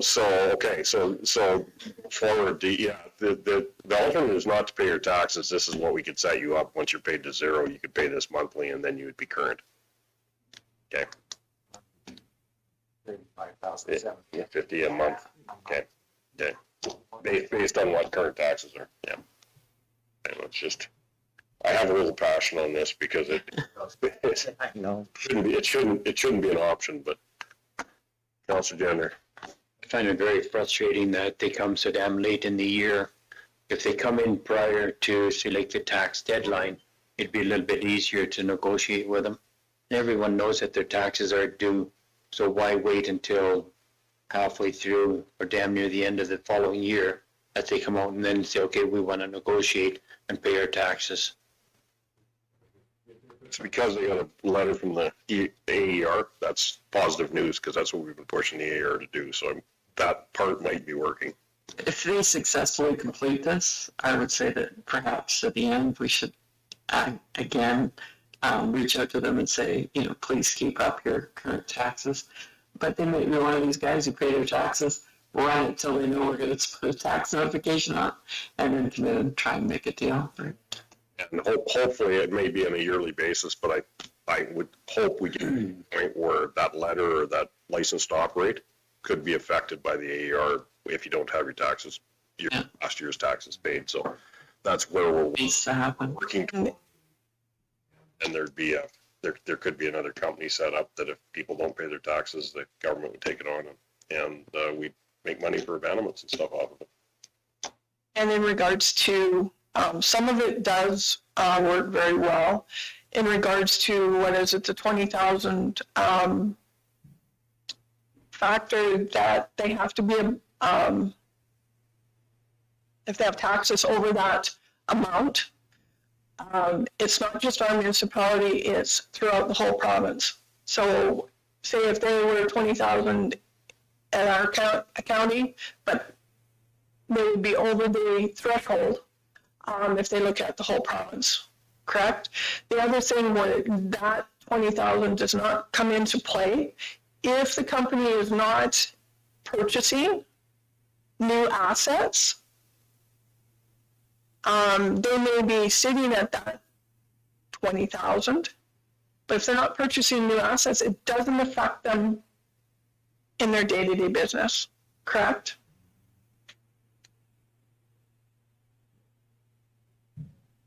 Kind of, because at this point, the AER is not suspending operating licenses for exceeding that threshold. They are only preventing transfers and new licenses. Not just, I was going to say it's not just transfers, but it's new licenses. It'd be for Licenses, on state status quo. It could be for electrical through AEC. Yeah. So It could spread into a lot of areas that the answer would be no until you get things paid up. So there has been companies phone in regards to that threshold. Consistently sad that, we have some really good companies in the county that pay their taxes, like Bear Spa, like CNOR, Amber, a few IPP. I mean, they're great, and they're community supporters. And, you know, but these guys are always bringing everybody else down. And we were world class. Alberta was world class. We brought that very clear to the premier yesterday. We're not now.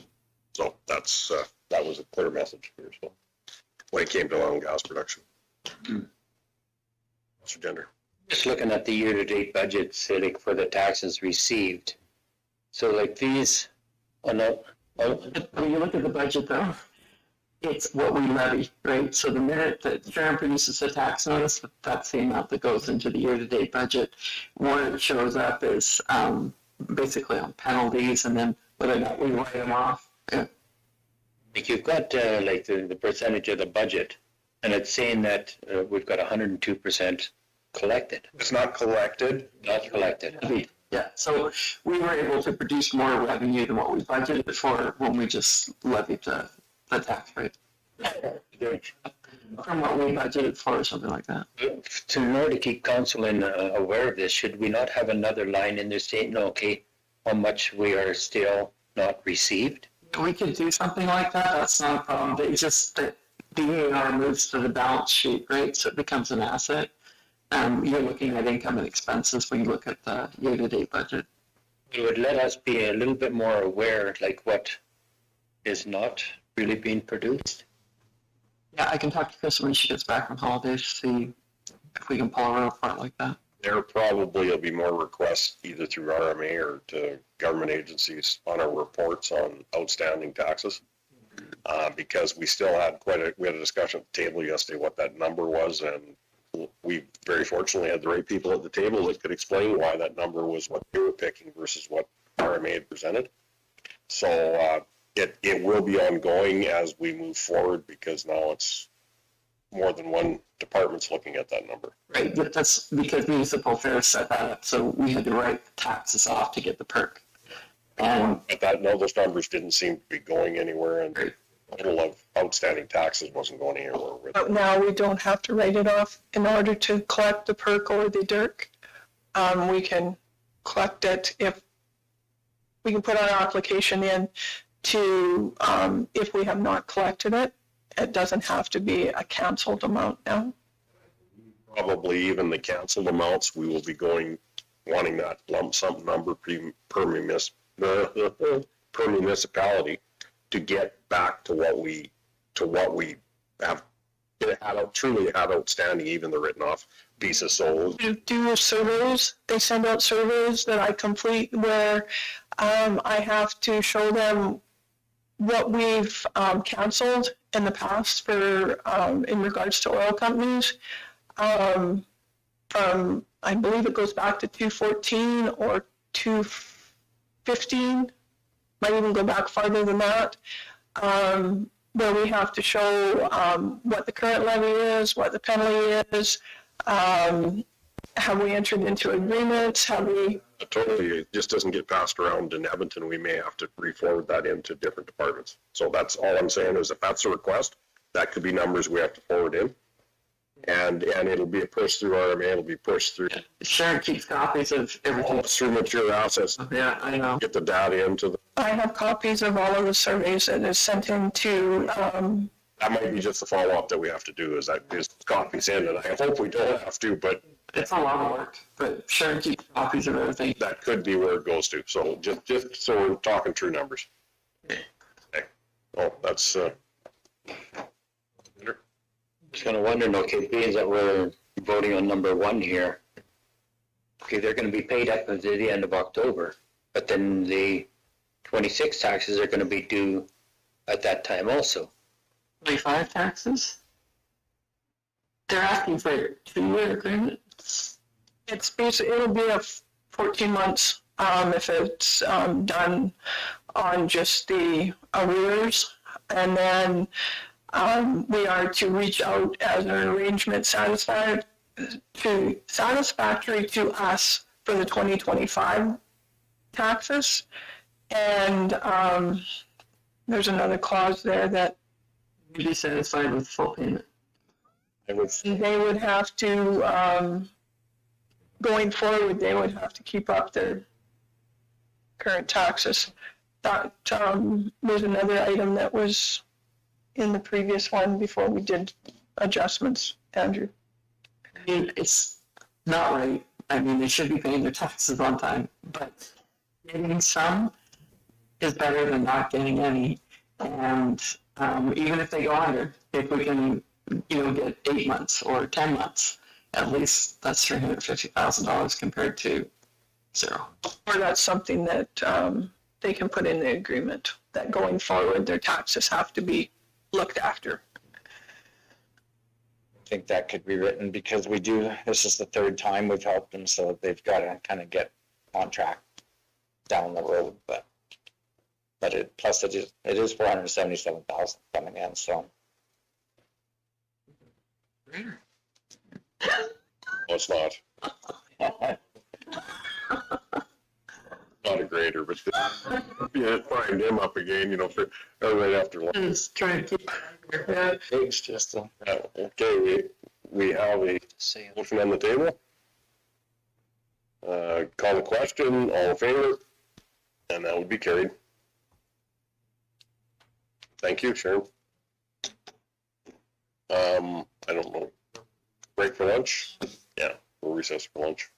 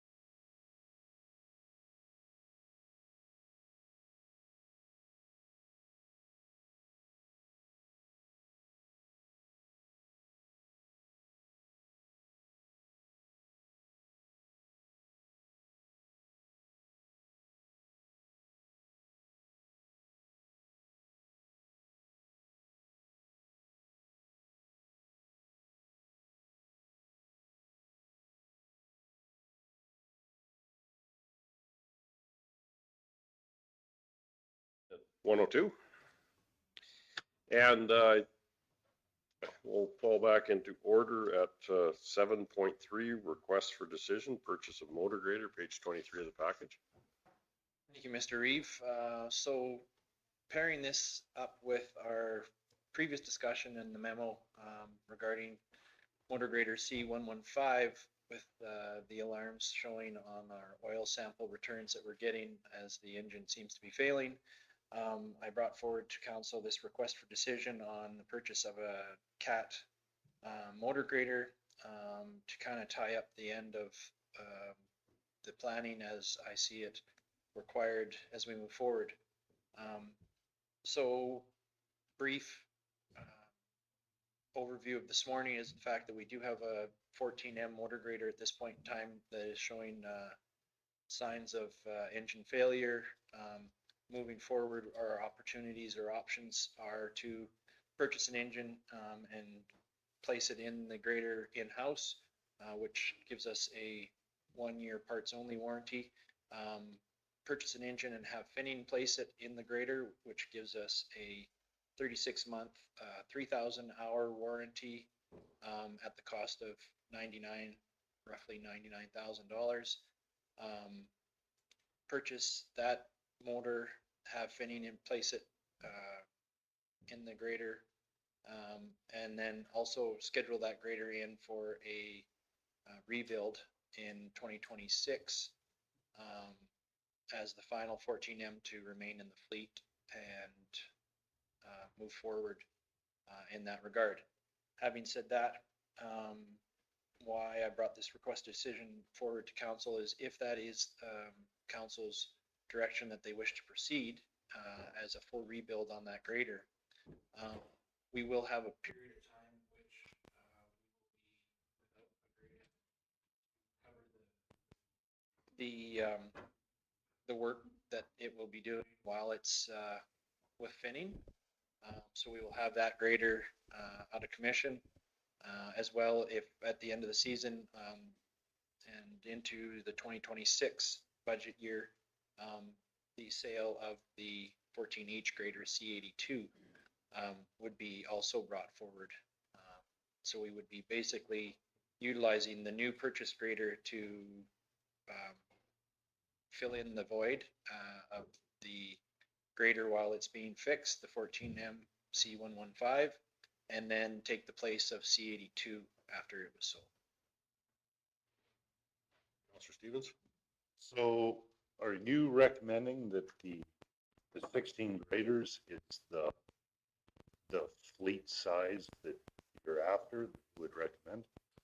As we discussed at our last budget deliberations, the 16 graders that we have right now is a good number of graders to service the county of Stettler, maintain a level of service that I feel as though we're looking to achieve, and ensure ability to shift graders from one project to the next if required. So that is the number that I expect that I will try to maintain. Saying that, when I do my capital replacement plan, the idea was that in an 8-year plan, we want to ensure that we have that grader fleet, so it works well. An 8-year plan, 16 graders.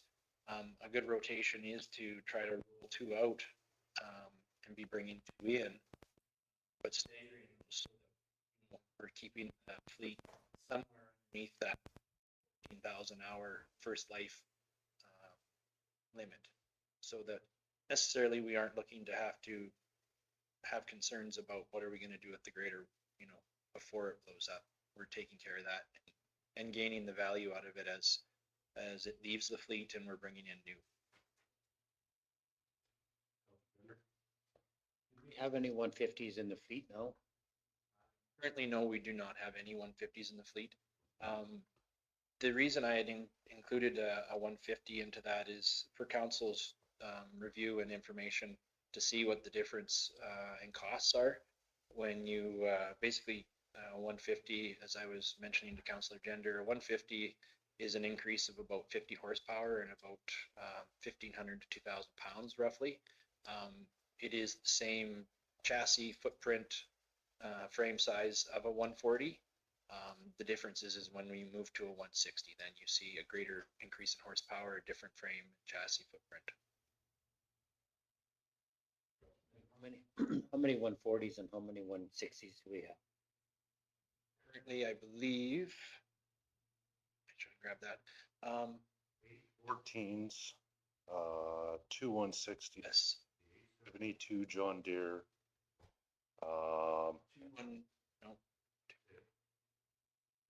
14H. Is your 14H included? Well, that's included in the 814s. You got at least two 140s. The last three of 140s, two 140s. we might have more than two 140s. Sorry about that. I do have that information on my desk. And then a 160 though, Greg, rough price on our last ones were they're up to the 150s or 680. Yeah, 160s, you're busting the $800,000 mark. Mr. Stevens? Does this price include the moldboard extensions? This is basically, this price is fully outfitted as the County of Stettler requests with all winter equipment, as well as the upgraded warranty that we normally do request on our graders. This is the better warranty than what we received on our previous new purchase graders that we had got. Greg, question, that one used grader we looked at had the capital one, was it capital attachments, or not attachments, but wings and stuff for attachments? Yeah, basically the Looking at having to purchase that for a grader go forward, or? in that regard, the reason I was interested in that grader was specifically for that, so that it'd give us the option. I wouldn't mind looking as we went forward for a smaller, like a 140 size grader with that on it, so that we could basically utilize that equipment on a smaller grader instead of the 14 that it's mounted on right now, and have that 14 in operation and then rolled out of the fleet as required when we move out, and keep our 314s in the fleet that we need for the work that we have for them, and then have that equipment available on 140 size grader. Just a quick comment, Mr. Reeve, if I may, through to that, you reminded me, so in regards to working with Finning on used equipment, as we went through their list of equipment that they have available, there was only one other grader that we looked at that somewhat suited our needs and what we were looking for. However, taking into account Councillor Stevens, value over what you're getting on a used unit compared to what a new one costs you, those dollars didn't quite pen out. The life of that grader was sitting closer to that 10,000 hour mark, and we were still sitting somewhat over the cost, the half cost of a new grader. In discussion with Finning, I mean, a lot of what we're seeing as a municipality is on the new purchases. You're seeing that purchasing discount that you can get on a new purchase through Canoe. When we start working on used units, that same Canoe RMA pricing does not follow with that unit. So basically, you're looking more at that unit on price with a price point that contractors are working towards, not so much what municipalities are working towards. Also too, when we talked about the last rebuild, there was talk of Finning also starting to do some that they would have for resale. Has that started at all yet? It's I know the busy with refurbishing. discussion hasn't been to that point. I do have with our 14s, our 14Ms that we would be looking to sell. Finning does have interested buyers when we are interested in selling those. They would like to have the opportunity to sell them for us. As well, I do have a municipality that has reached out, and we've had discussions, and the fact that they would like to purchase maybe one or two of them as well for their own rebuild program.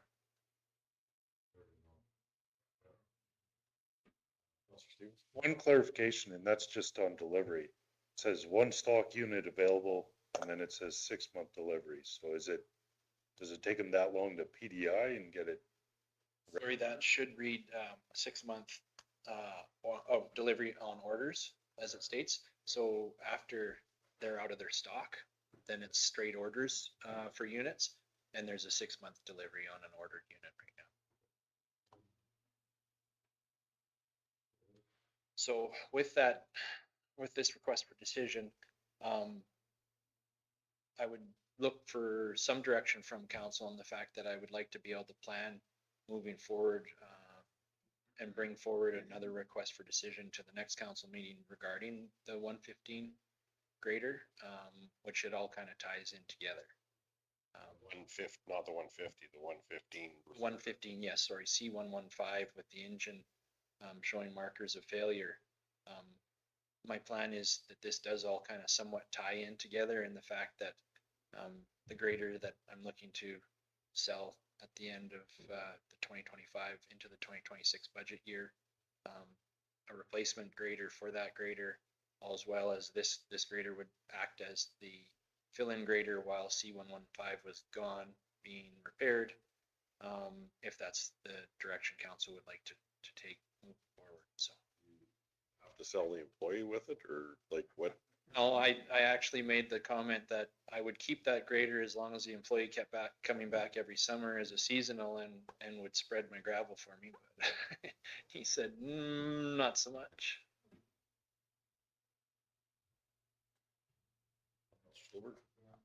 No, I think it's really important to keep on top of the replacements, because if you get behind, and it's a vicious circle trying to catch up again. And I think now the timing's right, because that unit's in stock, right? If we take this right now, it's Correct. So that would allow us to have in August, a new unit, book the C115 unit for engine replacement. So it would basically set up in line that we would have the new unit on the ground and able to take the place of the 115 unit while it was out getting fixed, and then give us the opportunity to utilize it, the new unit, alongside of 115, keeping 115's hours and scheduling it for a full rebuild if council was in favor of that in 2026, and working that all out. it doesn't do you much good if you can't get it right away. So I would like to make a motion for option 1, that the county do purchase the new grader, $625,000.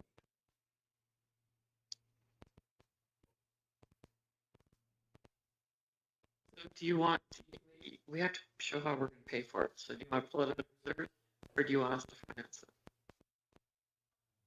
I see our reserves higher than they were this time last year. So I guess from our finance department, which is that, do you think we could swing it from reserves, or would you think it'd be better financed? I'd like the opportunity to talk to Krista. I think we could, like, we paid for the 14M when it came, basically. We did it all in 1 year. We could probably do this one the same. We do have the last 4 graders that we bought. We financed till the last payment on them is 2027. So we could go out and spread this out over a couple of years and do it that way. But I'd like to, I tried to get a hold of her this morning. I couldn't do it. That piece in a separate part with once Krista looks at, or do you think? To pull from reserves or financing, I guess we need more direction. We could bring it back. Well, if we're going to finance it, we're going to need to bring back that borrowing bylaw, even if it's the lower amount or the lower timeline. We just don't have to advertise and it's not petitionable if it's that, 5 or less than 5 year borrowing period. So,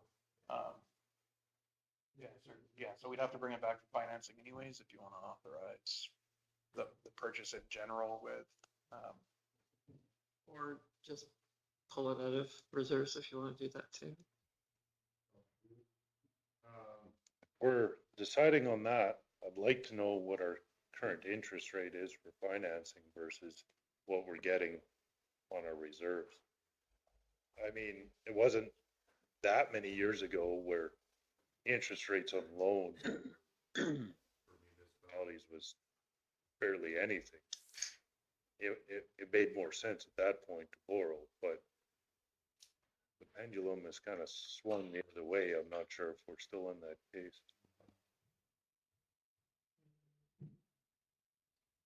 As of the end of last month, the last indicative interest rate for a 5-year loan, which tends to be 5 years or less, I think, from Alberta Capital Finance is 3.2%.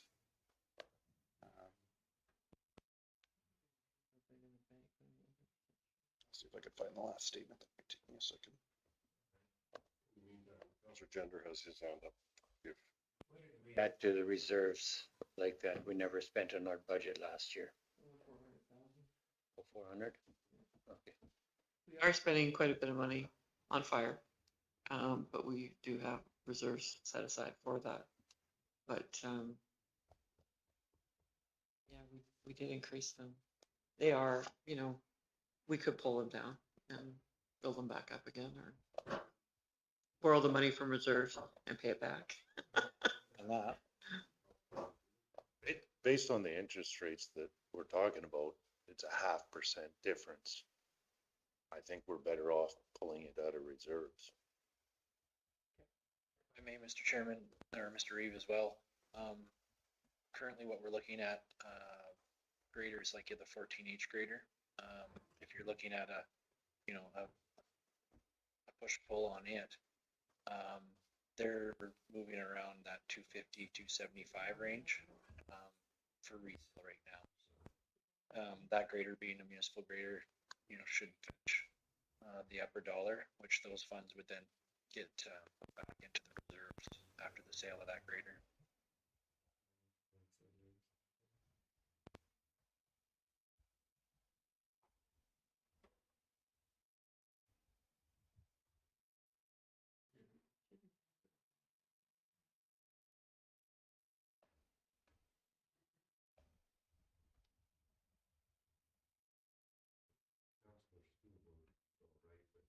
Friendly amendment, I would make that we purchase it with reserves.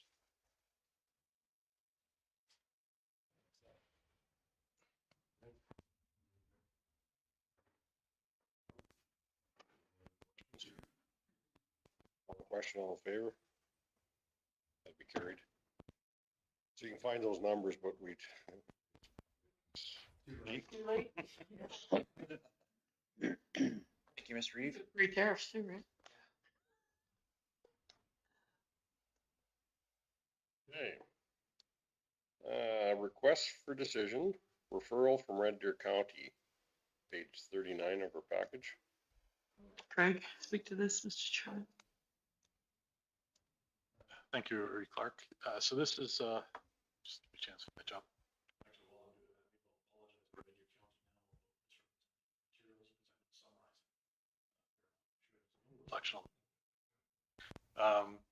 This is a referral from our neighbor, Red Deer County, on amendments to their proposed amendments to the municipal development plan and the land use bylaw. The theme is the number of agricultural parcels that can be allowed in an agricultural setting. Right now, Red Deer's policy, if you're to compare it to ours, are less and basically give you a balance of 1/4 level only. So the debate is to make it allowable to move closer to our 3 titles per quarter section that we're used to. And along the way, they're attempting to structure rules and regulations around existing dwellings or having to be in place at least 5 years before you get the second parcel around the existing dwelling. And the balance for the agricultural parcel would no longer be a house, which is quite unique in terms of an attempt. So that's why they're creating a new agricultural district that's agricultural non-residential. Is to say that you can have it as a farmer's field or agricultural operation, but you cannot have a house to go with that, whatever the balance of the quarter section is. As usual, Clark, when we evaluate these, it's on the basis of how does their proposed impact or their proposed planning changes impact our own planning efforts. It's not on the basis of what we would do if faced with the same circumstances. It's how does the possibility of having two parcels and a remainder in agricultural quarters in Red Deer County impact the county of Stettler? And our assessment is, especially with our physical separation of the Red Deer River. So the recommendation, Reeve Clark, is to communicate back to Red Deer County. Number one, thank you for the opportunity to comment, and that we have concerns or objections, and those comments are due by July 11th.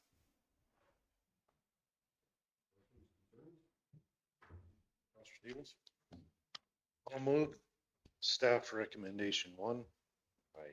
I understand, I think I understand what they're trying to do, preserving ag land. I feel like they're taking a more stringent approach, but the scale of what they're dealing with versus us is completely different. So I have no objection to what they're doing. Any other questions or comments? If not, I'll call the question. All in favor? That is carried. 7.5, request for decision, lease agreement, Scenic Sands and Buffalo Sands, page 48 of the package. Did you want to speak to this also? Thank you, Reeve Clark. So this single RFT, but it has 2 lease agreements attached to it. So administration will be looking for 2 resolutions for this particular item, Reeve Clark. The common theme between the 2 is they relate to grant applications we gave for park improvements, one at Scenic Sands and one at Buffalo Sands. And when those decisions were made about a year ago now, we suggested to council that we should start doing more formal agreements to regulate these kind of developments, because our projects seem to be getting bigger than what we had, with the exception of playgrounds, with what we've experienced to date. So we're getting into more significant structures, more significant investments. So with that in mind, staff have been working with the community associations to come up with the 2 lease agreements that are attached to the RFD. We've had, I think, 2 rounds of input with them on their comments and adjusted the agreement accordingly. And as far as I know, as of coming in, they were welcome to participate in today's meeting, not hearing. They have neither Scenic Sands nor Buffalo Sands neighborhood associations have any further concerns or comments about the lease agreement. They're waiting for council's feedback, prepared to sign the documents that are in the packages in front of you. I do want to touch a little bit on the theme of lease agreement versus any other form of agreement. We really, when we look at giving people the ability to use municipal lands, which is municipal reserve in both these cases, we really have 2 settings. It's either a lease or it's a license of occupation. A lease is a little bit more flexible, and we combine a bunch of things such as ownership, or the ability to have ownership over improvements, the obligations and rights that go with that. Maintenance requirements sometimes is a large part of that set of obligations. We also look at making sure public access is still maintained. So it's a little bit more flexible than, say, just a standalone purpose agreement that would focus on just, say, maintenance, for example. The contents of these is built on our similar experience for what we did with the Buffalo View Estates Marina, where we had legal support to help prepare the basics of a lease agreement that was used for the homeowners association there to look after the docks around the perimeter of the marina. And it was customized for this particular purpose. So in both cases, it has a geographic defined area to know where the lease obligations and rights are contained. And that also is with the view of maintaining public access to the remainder of the parcel. So the projects don't take out the entire park space within their respective neighborhoods. Both agreements have an initial 10-year term with an automatic renewal if the lessee, the community associations, have lived up to all their obligations. So that theoretically means that we would go to a full 20-year period on the leases. Only at the expiry of the lease or termination would the improvements that are governed by the lease, the ownership be transferred over to the county. So until that time, they remain the responsibility and the assets of the community association that built them, using a combination of their own sweat equity, grant applications from other granting authorities, and grant funds that the county has provided on behalf of all county ratepayers.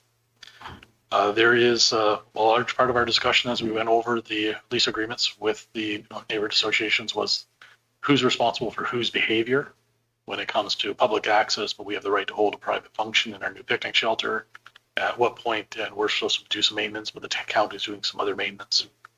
So we had to modify the indemnification clauses in the lease to reflect that there's a mutual indemnification between the county and these parties. And it depends on the circumstances, but the idea is that if it's the general public came and used, say, the playground or the picnic shelter, and it wasn't an association function, then it's most likely the county that will be indemnifying the community association.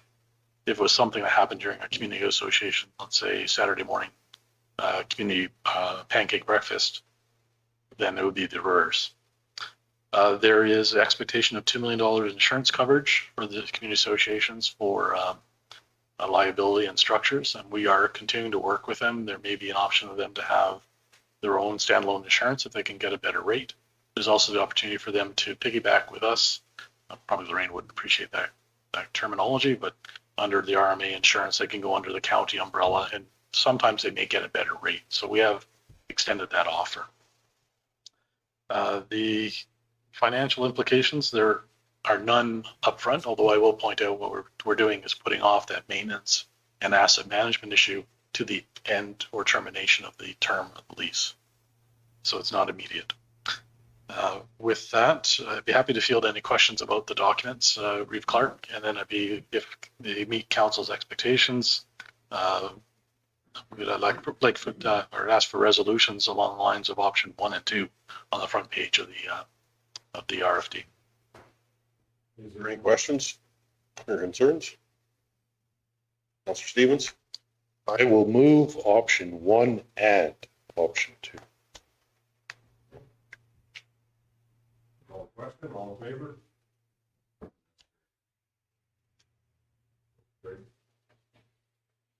Okay. We're to bylaws. 10.1, 1747-25 amendment to land use bylaw for first reading and scheduled public hearing, page 93 of the package. Reeve Clark, just catching up on where you were at in the agenda. Okay, well, I don't think I skipped. I Skipped right to where we need to be, so. Yeah, you have. Just have to get to the right page myself. Yeah, we sure did. Funny feeling. Okay, thank you. I'm ready for the bylaw. So bylaw 1747-25 is our own application to amend the land use bylaw. And it's to accommodate our temporary fire station location in the, we'll call the McKay family subdivision on the southeast corner of the town of Stettler. So the bylaw proposes to add emergency service as a permitted use to lot 15 and lot 16. So that means it would be very specific to that. And as a permitted use, that means the development application the county will have to submit would then be able to be approved by the development officer. The recommendation is for first reading, and I do have to correct the timing for the second part of the recommendations. Reeve Clark, the public hearing date should be August 11th. Sorry, my mistake, August 13th. Instead of August 9th. Month window or 2 weeks window?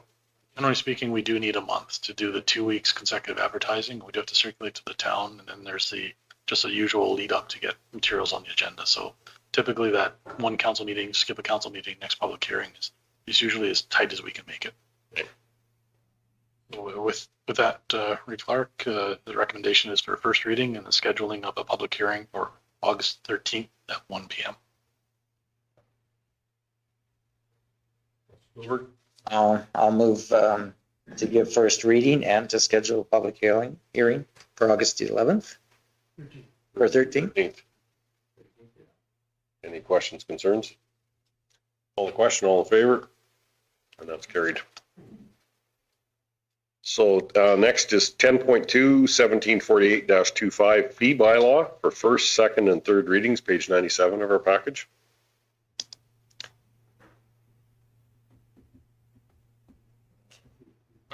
So this one does amend our shared fee bylaw, so it's shared by multiple departments. So I'm going to speak mostly to the planning item, but just in case I forget, we've got a small addition as well, or change from the operations area that I'll try not to forget. The intent of this bylaw is really to update Schedule A.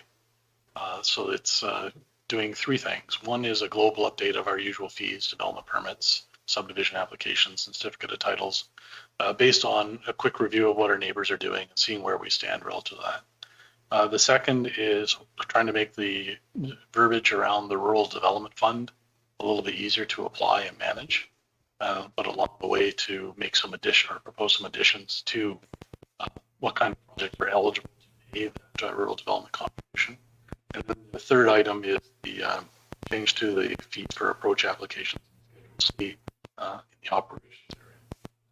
So in terms of the first set of changes, the lovely tables that are attached are a reflection of how complex comparisons can be.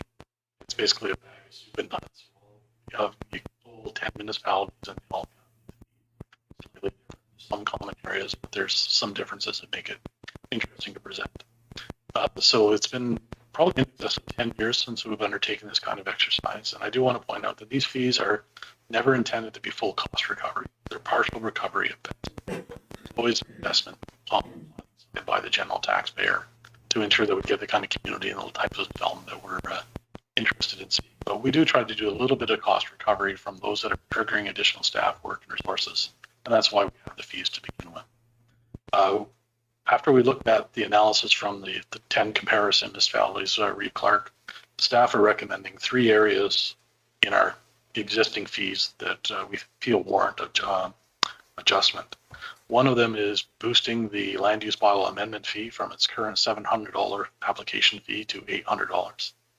And probably that's increases very quickly eaten up by any increases we've had in advertising costs over the years. The other is increasing the subdivision endorsement fee from $150 to $200 a lot. The nominal fee, but increase, but it does kind of keep us up with the neighbors, so to speak. The third is increasing the fee for certificate of compliance requests from our current $40 to $75. That's more of a reflection of the staff time that it does take to stop, look into something, check the history, evaluate what the request is, and get the corresponding letter or certificate out. And then we also have a same-day response, which right now we charge $80 for, and we're proposing to move that up to $100. So those are the first set of changes that are identified in the bylaw. In addition to that, we're proposing 2 new types of fees related to data processing center and to large alternative energy, solar and wind power plants. So these would be development permits, but they'd have a specific application fee for them. And for the data processing, the Bitcoin mining, we're recommending a scaled fee depending on whether or not you needed an AUC approval. And why we've linked it to the AUC approval is because there's likely going to be additional staff resources to participate in that process and process a development permit for those types of applications. So our proposal is a starting point of 2,000, going to 4,000, depending on how much power consumption is involved, and then going up to a 6,000 as the upper level for anything that has 10 or more megawatts of power involved, which is definitely probably an AUC hearing in addition to our own internal review process. Similarly, for solar power plants and wind power plants, we're getting more experience with that. Participation in the AUC does take staff resources. It does set us up for dealing with our own development permits when the time comes. And again, this is a partial recovery. It's, even though it may look like a big figure, it's not going to match the full amount of effort that has been put into some of these applications. So when you look at the recommendation of, which I don't have handy right in front of me, to jump down to the bylaw. This is where I have a question. There's a base of $5,000. Craig, we just got a question. Sure. On page 98 in the report here, it says $100 per acre over and above, which is less than the $1,000 per acre that we normally require in our rural development fund. But on 109 in the actual bylaw, I think it's proposing 50. So I'd like clarification on which one we're going with, the 100 or the 50. I'll try to touch on that, Clark. That'll come up in the, actually probably as soon as I find my section that I want to talk about here. rural development fund implications and application implications. Yeah, but I'm not sure if I'm misunderstanding it. In versus the bylaw fees, I think we have a clerical, whether it's 50 or 100. Let him go through everything first and I think I'll clear that one, so. First, we're gonna get to, there's a lot of red in that section, the bylaw, so we'll skip through. I'll try to bring you to the right page for our new application. So maybe Andrew, if you can put up page 109 of the bold and striked out version of the bylaw. So in addition to those minor adjustments that I've flagged already, two new development permit rates. One for data processing, so you see that as it comes into degree as 6C for data processing, and that's the scaling I was mentioning, 2,000, 4,000, 6,000 based on your power consumption. The next one, 6D, is a new development permit application. So that is not the Rural Development Fund contribution. That is just your base development permit fee for a solar or wind power plant. So what that means is when the Stettler Solar comes in, and eventually they will, well, if they're approved by the AUC, eventually they will. That project is 190 acres of land. So their application fee will be $5,000 base plus 50 times 190. So that should put them into around the $14,900, $15,000 mark. And that's a development permit application fee. That is not the Rural Development Fund contribution. The Rural Development Fund contribution will be on top of that. So when you're looking at that fee for the, and remember the Stettler Solar is a smaller of the two projects that we're currently facing. The next one is 8 times bigger. So you kind of see the math coming. Okay, so that is one part. When we go to the Rural Development Fund, unfortunately, we go to a lot of red text. So I'm going to go through that first to read Clark, if that's, actually, I'm not going to go through all the red text. Maybe I'll just explain why there is so much red text. It's the nature of the language.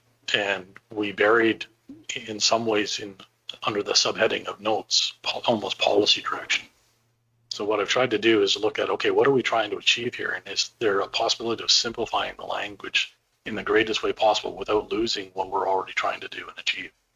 And also to reflect what our current practice is, and then come back to the new projects like solar power plants and wind farms.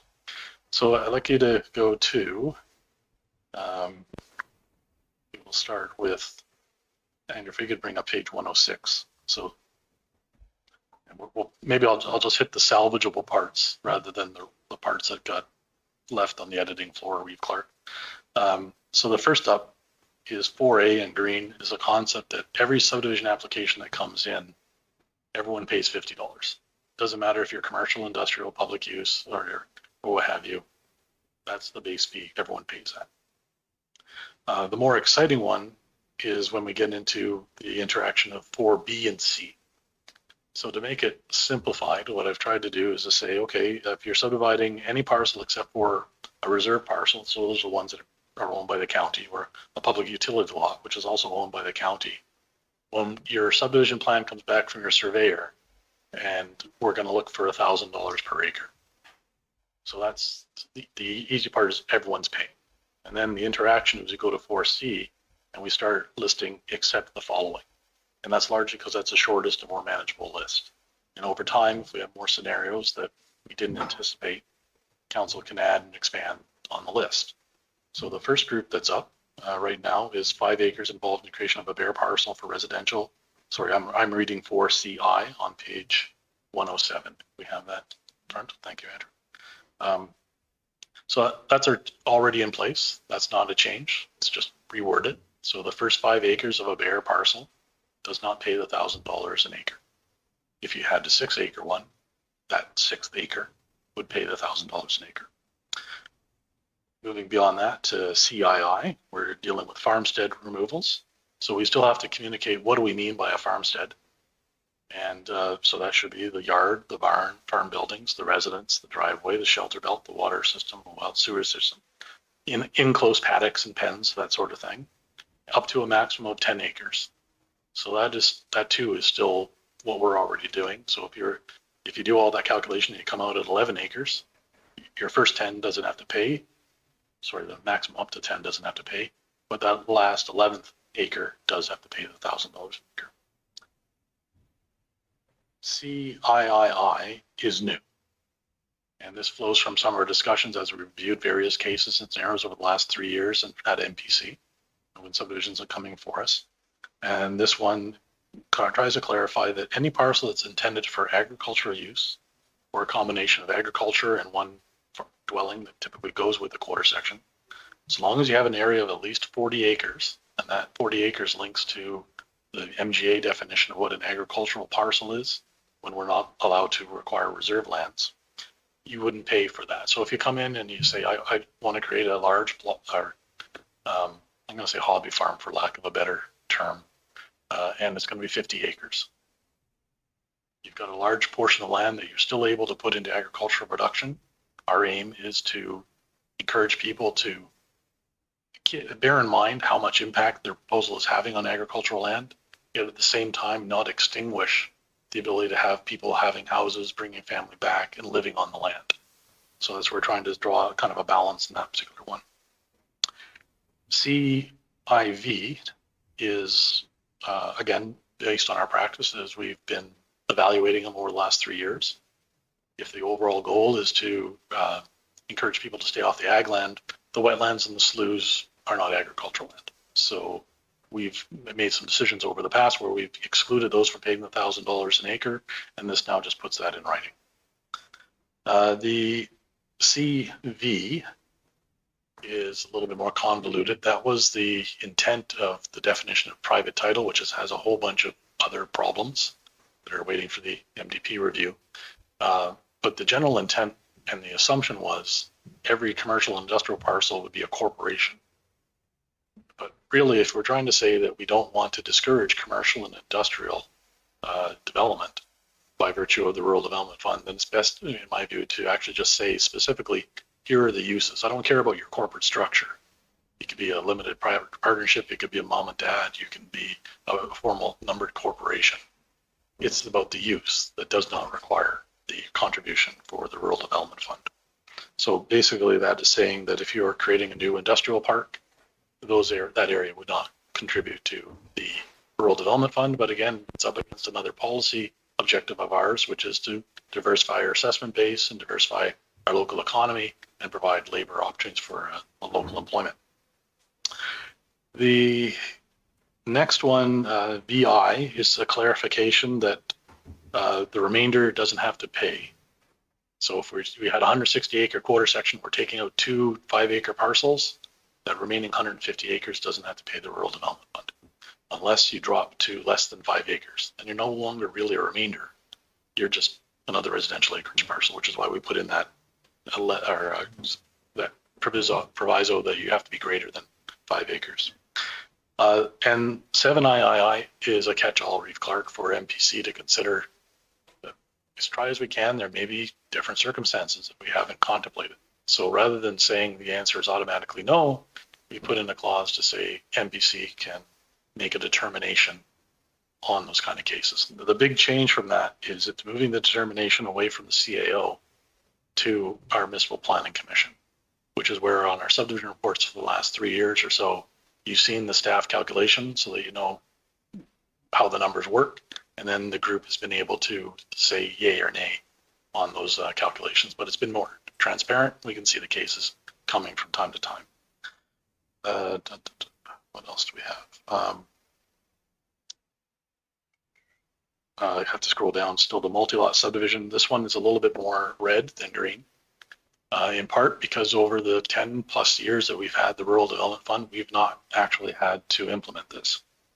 None of our multi-lot subdivisions are current enough or new enough to have been impacted by this. So I do have to put a caveat on this one. It's probably subject to a little bit more thinking as we go through the MDP review, and probably will be subject to further refinement. But right now we decided to keep at least a base contribution plus $1,000 per acre for anything that above 5 acres. It doesn't have to 5 acres or a farmstead parcel over 10. Scrolling on to, if you go to page 108, please, Andrew, thank you. So this is still an extension of 4. So now we're talking about the Rural Development Fund contribution. And 4E is the first time it would be applied to a development permit. We have applied all of our rural development contributions to date to the subdivision process, which comes with a built-in check and balance, which allows us to evaluate, see what you want to do, modify, give you an amount. And then before we sign off on your paperwork to go to land titles, we have a way to collect. If you don't pay, we don't sign off on your paperwork to go to land titles. And that's what I mean by a check and balance. That same kind of system isn't available to us at the time of development permit. So the wording has to be slightly different here, is that right up front, when we're opening your application, staff would have to take the Rural Development Fund contribution right there and then. And for this one, it is proposed to be for specifically just for solar and wind power plants up front. And this is where it's $100 per acre of the land occupied by the project. So in some, we have 2 different projects going through our jurisdiction. Right now, Stettler Solar at 190 acres proposes to basically have a green lawn underneath all their solar array with no agrivoltaics or attempt to use the agricultural land. So they'll pay flat out $100 an acre for the full 190.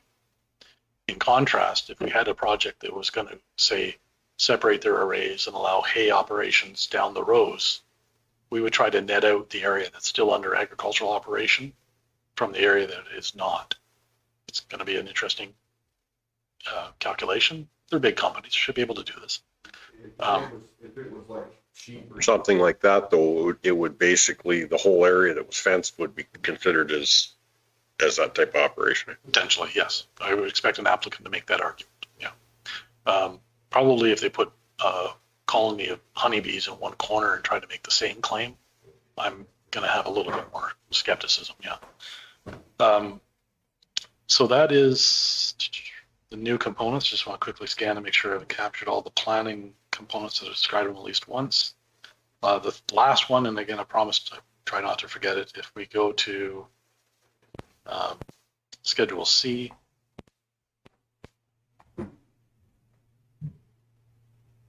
Sorry, I'll try to get to the page here as quick as I can. 2014.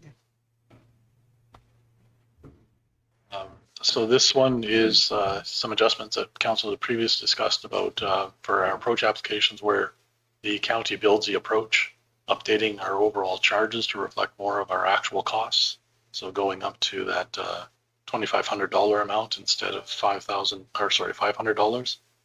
That does assume that a culvert has been required, so that's been built into the base rate.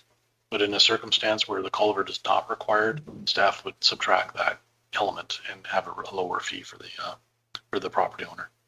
And then wherever the same additional changes for wherever we're doing an extension, that has been increased from $250 to $1,000. So with that, Reeve Clark, I'd be happy to field any questions about the Schedule A changes, or I may cheat and ask Mr. Jackson to cover any questions about the Schedule C changes.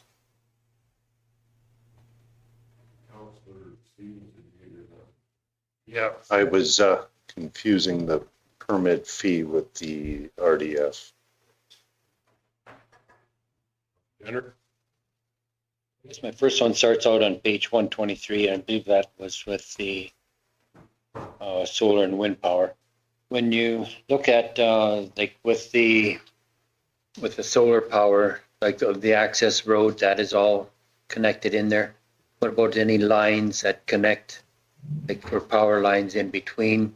Is there going to be a right of way cost on there also? Councilor Jenner, I'm assuming you're asking about the calculation of the Rural Development Fund contribution. I guess there was that, I don't know if it's that, yes. That's just on us. It's not that page. It's, where is it? That page is the non-marked up version. We have to scroll up to 4 on that one. Yes, okay, there we are. No, we don't. We have to scroll up even further, don't we? There it is. I see it. Yeah. So I did contemplate that. I think if it's physically occupied by the array or the access road or the battery plant or the stormwater pond to go with the project, I think those things, you can't say that it's agricultural activity there. So at the very least, if I was to calculate it or ask the applicant to calculate it, I'd be looking for that area, those footprints, and then add them all together, and you're paying the $100 per acre for the rural development fund. Does that answer your question? Or But it's based on per acre. Okay, is that calculated with the access road coming in? no. So even our smaller projects, Stettler Solar, within 190 acres, they're going to have their own internal grid, or well, it's not really a grid, kind of 20 foot wide gravel road going through. So at the very least, I would say, okay, give me the area impacted by that gravel road, because that's no longer agriculture. And if that area comes out to be 5 acres, I'm looking for 5 times $100 per acre. Later on, 25 years from now, if you reclaim that land and it goes back to being agricultural, that's the reason why I've selected something less than $1,000 per acre. Of course, subject to council's approval, but that's the rationale, was that there's a potential for the land to come back. Whereas usually if we put it under a house or some other, it's not coming back in 25 years. So there may be a bit of a trial and error in trying this out. But I think it is possible to look at that, and the other, it's probably just going to be the first one's going to be interesting to try and calculate more through. 128, which is say like for the making the approaches, it does not specify the length of culvert in there, because like there are some of them that may need a minimal. There may be like very, very different, say like in length, and the culverts are going to be quite an expense on building that approach. So can we specify that to be a certain length, or can we go by the meterage on there? Basically, in that quote for the extension, Councillor. Well, that's the second one. Are you speaking to the existing approach modification widening, or? It'll be, first of all, it'll be the new agricultural approach. We have in the approach applications, there's a minimum approach width. So basically you need to have a minimum of 2 culvert lengths for your approach with a culvert or with an approach construction for agriculture.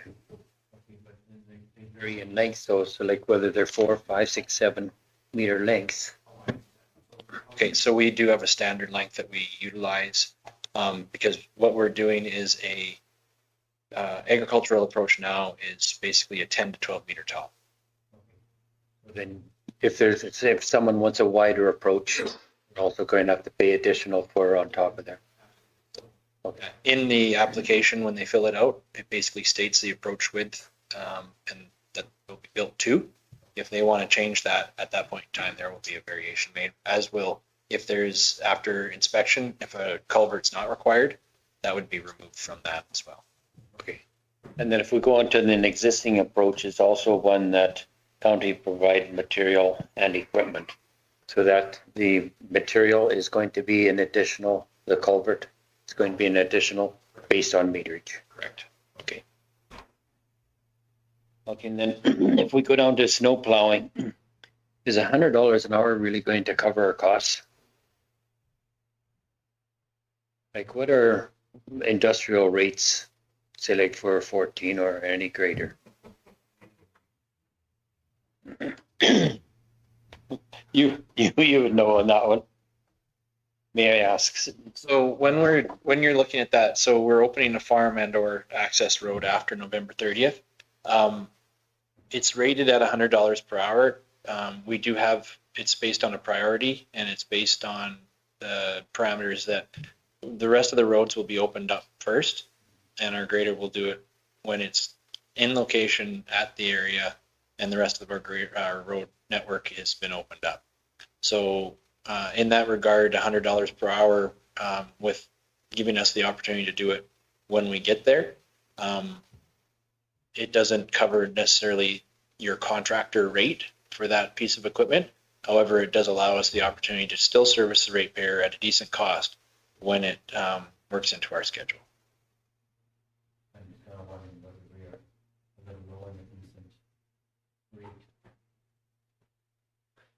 I would look at, say, like 150, you darn near cost you that much just to rent a grader dry, not alone, say, like fuel operator. So like myself, I would be looking at, say, like, what $150 in that one. My own view on it anyway. For market rates, for that size of machine with equipment and operator, you're north of 2. You know. My question is, how often does this come up? So we have our rates for laneway plowing for our farms and that sort of thing, and it's based off quarter mile.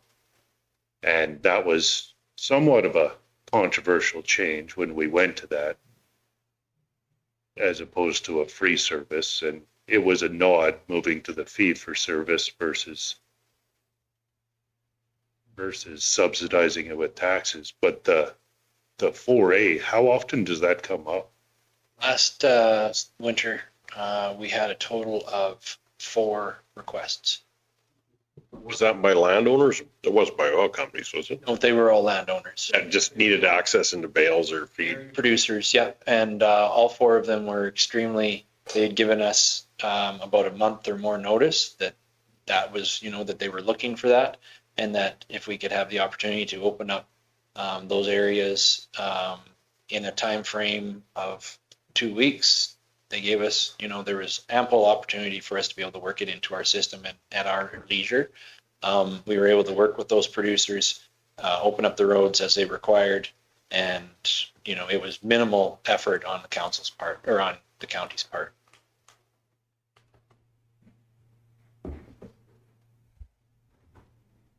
For 4 times a year, I'm not sure if I'm overly concerned. I agree in principle. I'll be completely honest. Of those 4 we did, only one of them was over an hour. As it will vary with the snow and the locations. These are ones that we've done in the past, in other years, at certain times, and it really hadn't changed from the years past. How much time we spent doing the work that was required, and the ratepayer is very appreciative of the quick and proficient way that our operators are able to move through there and open it up for them. I find, okay, an operator is going to be $40 an hour. So can we run a piece of equipment plus fuel for $60 an hour? Also, gender, it happens 4 times a year. The largest was still under an hour. Yes, but other ratepayers are still subsidizing others for what there should be a proper rate on it. And I look at some of them, okay, if they've got, whether it's going to be bags of grain out there, it is their choice whether they can get it possibly out, move it earlier or do something else, but they're relying on other ratepayers to subsidize them.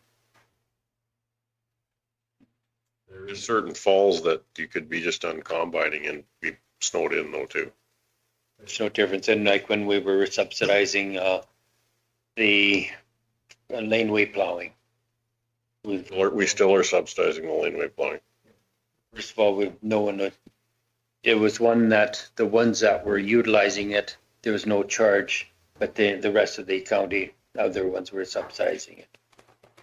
I mean, Mr. Reeve, to add to the detail of this, at no point in time are we allowing private property with this service. We are staying on our road right of ways.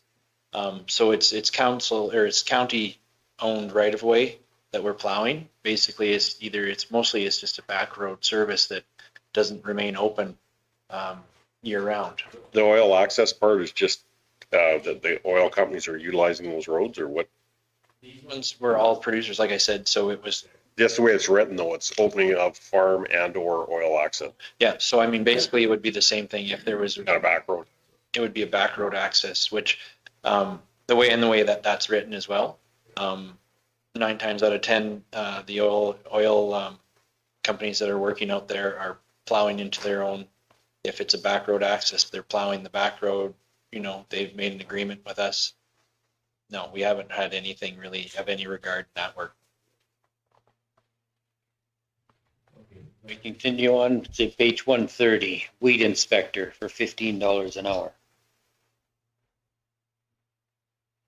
This was supposed to be reviewing the changes that had been brought forward to us, Councilor Jen. So if you had other changes, you should have brought this forward prior to the. I'm just finding that we're doing this for less than minimum wage. Yes, we have, a few years ago, we really knocked down the rental rates on ag and a lot of these services to support our agricultural producers. So yeah, we're subsidizing, but we are an agricultural based county. Council's direction. So you're reviewing what we've reviewed already, Okay, hold on. which can be questioned, but I mean, in an orderly, this fee bylaw seems to be opened up on a fairly frequent basis. So go through it before and bring questions forward. Councilor Stevens? I have a question about Schedule E, page. We just approved. 118, all right? I'm glad you brought that up, actually. And the reason being, the two summer villages are not listed. Historically, that was done, I believe, through billing by the town under our joint agreement. Page 118, yeah. Should we list them? We're transitioning to the commission. Yeah. So Schedule E, Section 2 still covers them, which is fees for responses by the fire department to call in any other municipality shall be pursuant to the reciprocal agreement with that municipality. That covers both the summer villages, the town, and any other mutual aid. Is our reciprocal agreement a joint one? It is currently until December 31st. Earlier if we negotiate a new one before then, but yeah, my recommendation is that this whole schedule will likely just become effectively the county of Stettler shall forward as charges onto whatever the commission charges the county, right? And then the commission will set the rates.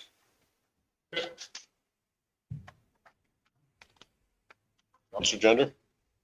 Go to reading number 1.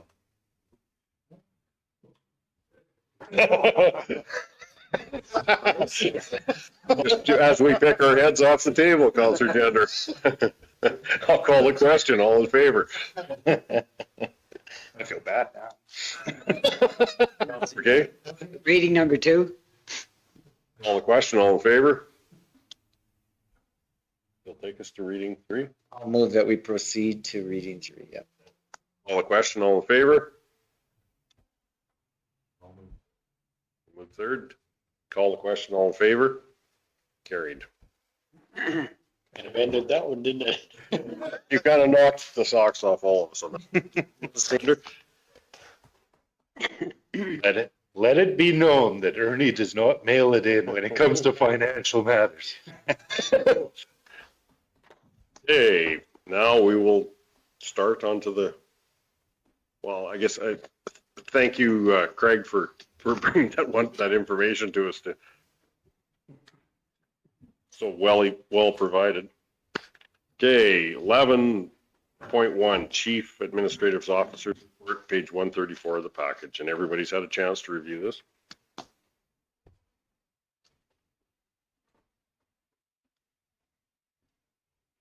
Councilor Stevens?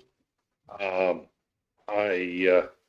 ready to move it, but I would have a request that we quit sharing that picture of the tender with the busted wheel. If we could not, I'd like to put that in the rearview mirror at some point. Okay, we'll take that one out.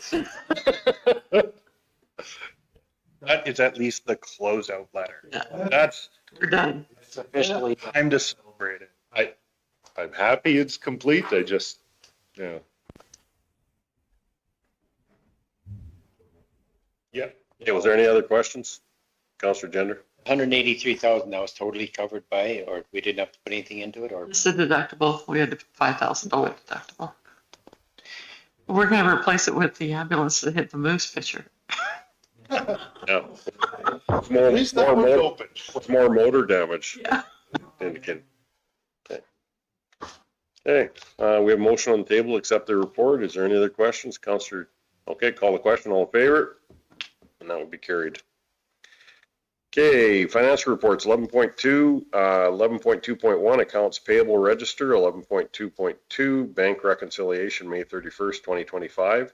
11.2.3 year-to-date budget. It's from page 169 to 188 of our package. 3 reports.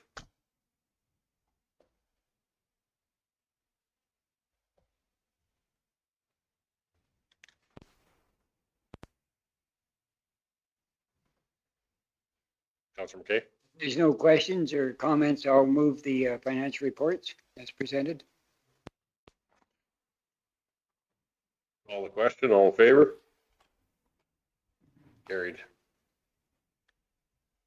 11.3, Councilor fee sheets, page 189 of our package.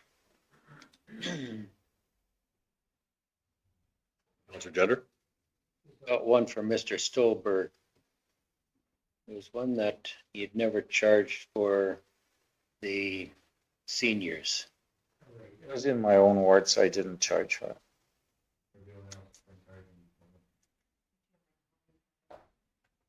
Everyone else has been charging for them. Yeah, well, no, it's okay. I'll manage that one. Yes, others maybe. We are a little bit inconsistent on that one. I mean, James didn't charge for the Erskine one, for example, but he did for the ones at the lodges. So we haven't been overly consistent with the seniors events in our own ward.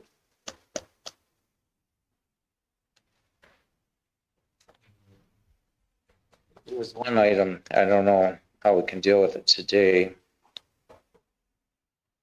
But on Councillor Grover's MPC meeting from June 18th, he was, he missed 99% of it. He walked in just as the last motion was being read. He didn't vote on that one because he hadn't heard it. And he was here for the in-camera session, but he missed most of the meetings, so I'm not so sure that should be a full day or a half day.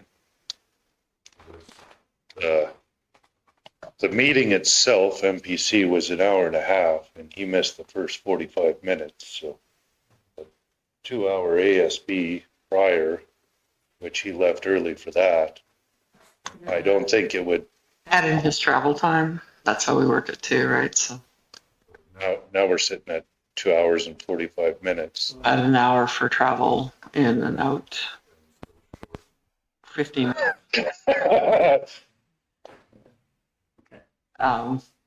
He's not here. I can't comment. I know, that's why I don't know if we approve it, then it's done, but, so I didn't know how you handle that when they're absent, but.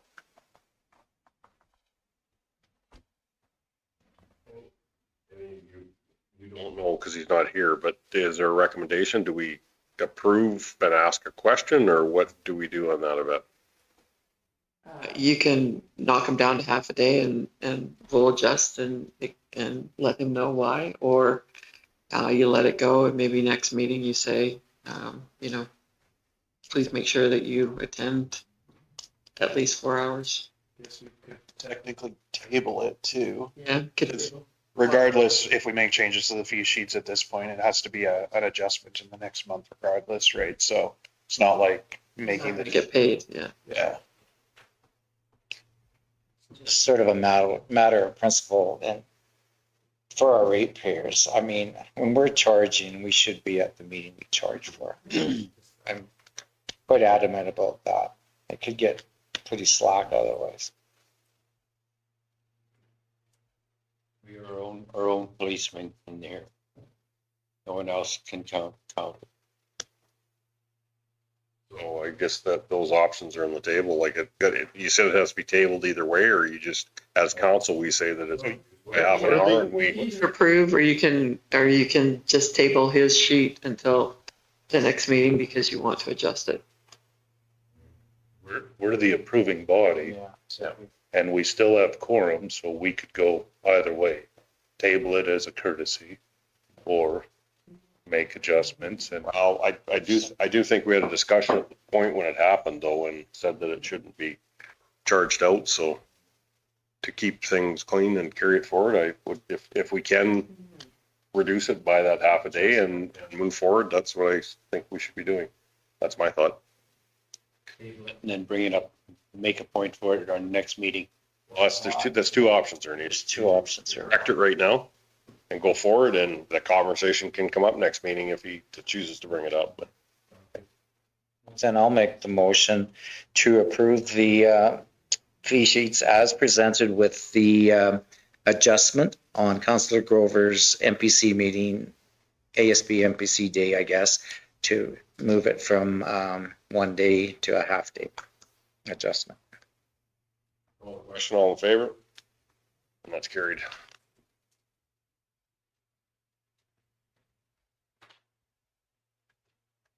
Committee reports. We've had a couple reports this month with Councillor Stevens or Councillor Stuhlberg bringing in the round as a lot of months, but he seems to have a lot of meetings that he reports on. It was a busy month in June, I'll tell you. I almost needed a name tag to go home. I haven't heard that one before. Any questions on your reports or?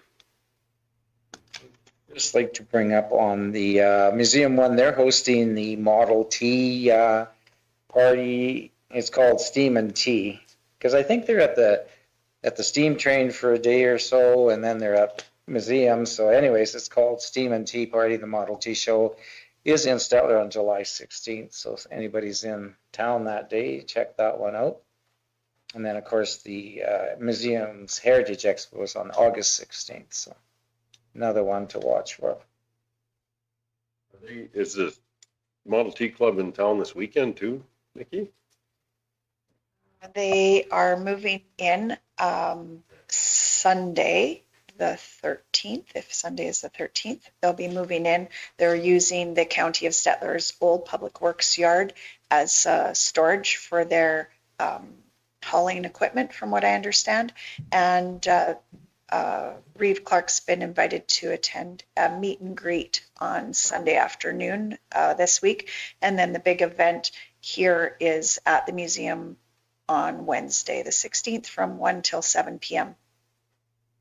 But they have many other activities going on. I think if you go down, you'll find out where else you'll be able to see them. I believe they're going to Aspen Ford for because it's a Model T Ford. So yeah, they'll be around. They're going down to Drumheller. They'll be up at the Reynolds Museum, I believe.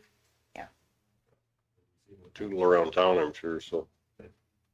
As far as restorations go, the out-of-towners have a pretty high bar to meet with Dave locally. He has multiple that are phenomenal. Shape, yeah. And if I may, I know my report's a little lengthy on FCSS, but they're kind of busy over there. But they had a good day at the in partnership with the museum and others for Canada Day. They really got quite swamped, and they did the lunch, the barbecue lunch in the bouncy houses and stuff. And thank goodness, councillors Nyberg and Stevens and I guess myself assisted with the barbecuing, because wow, was there a good lineup for that. And we couldn't have done it with all hands on deck there. So that was good. And the FCSS does contribute the majority of their community engagement budget to that day. So. I guess just one other comment. It's not on any of our reports, but the parade.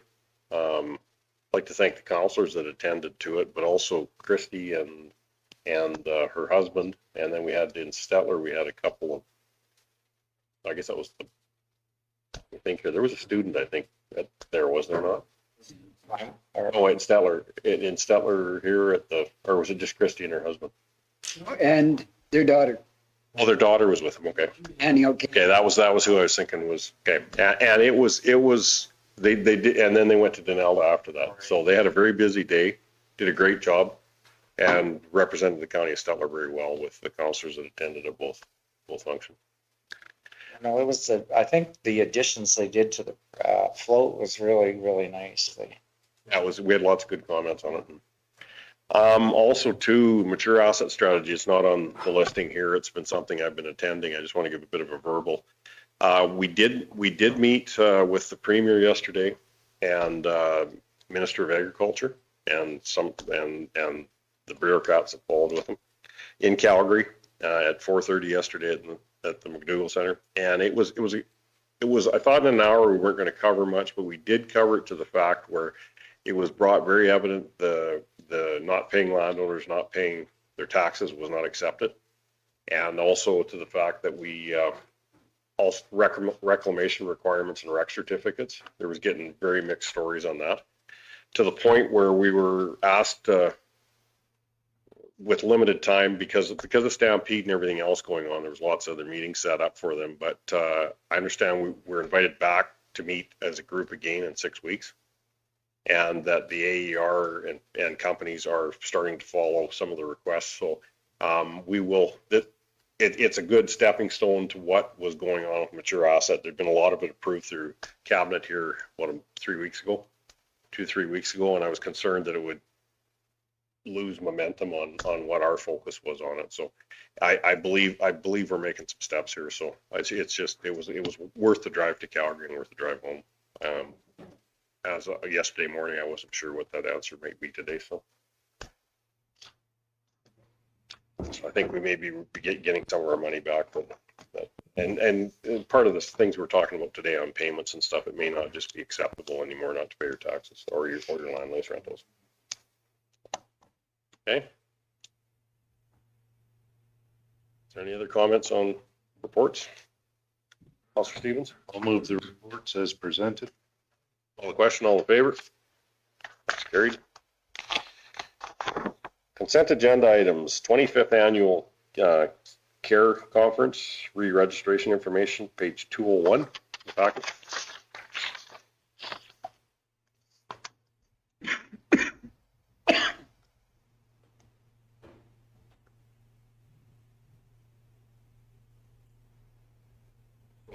With this event, like, does Rennie go to these, like, or?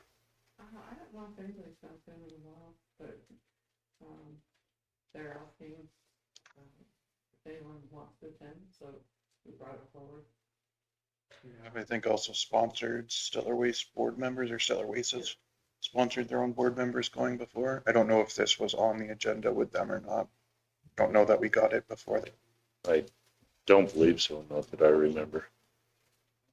Quite often, Councillor Nyberg goes to the recycling type workshops or conferences and things. Councilor Stevens?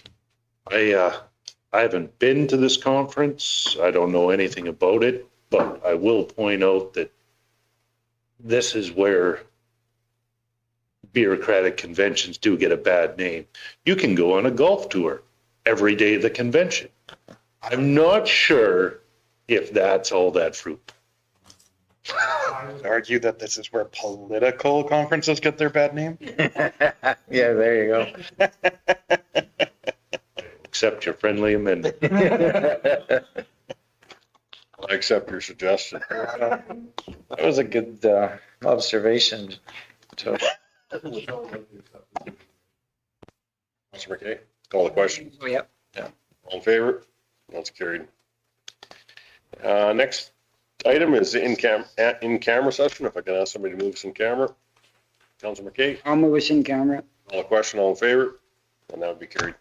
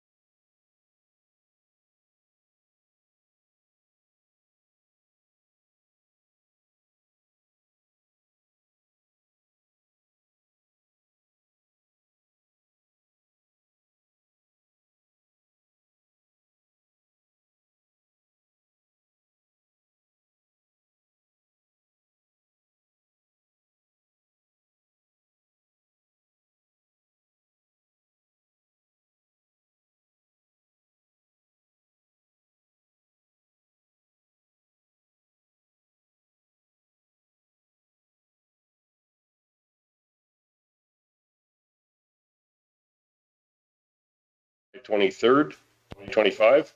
I guess just based on this morning, with it being vacation time, if everybody makes sure that we, and then when I say we, administration and myself or all of council get a text if you're not gonna be at a meeting through the summer, because it would be really nice to know prior to us all showing up if we had quorum or not.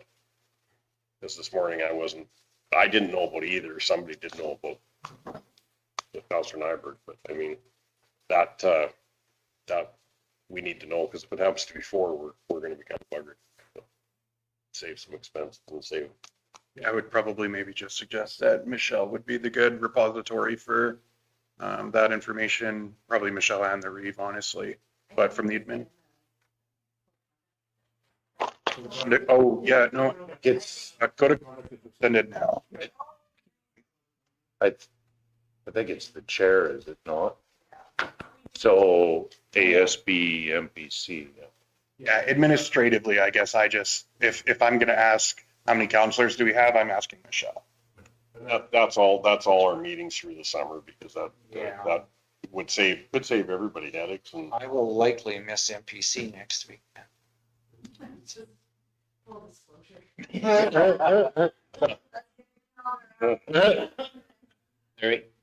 No, what's it?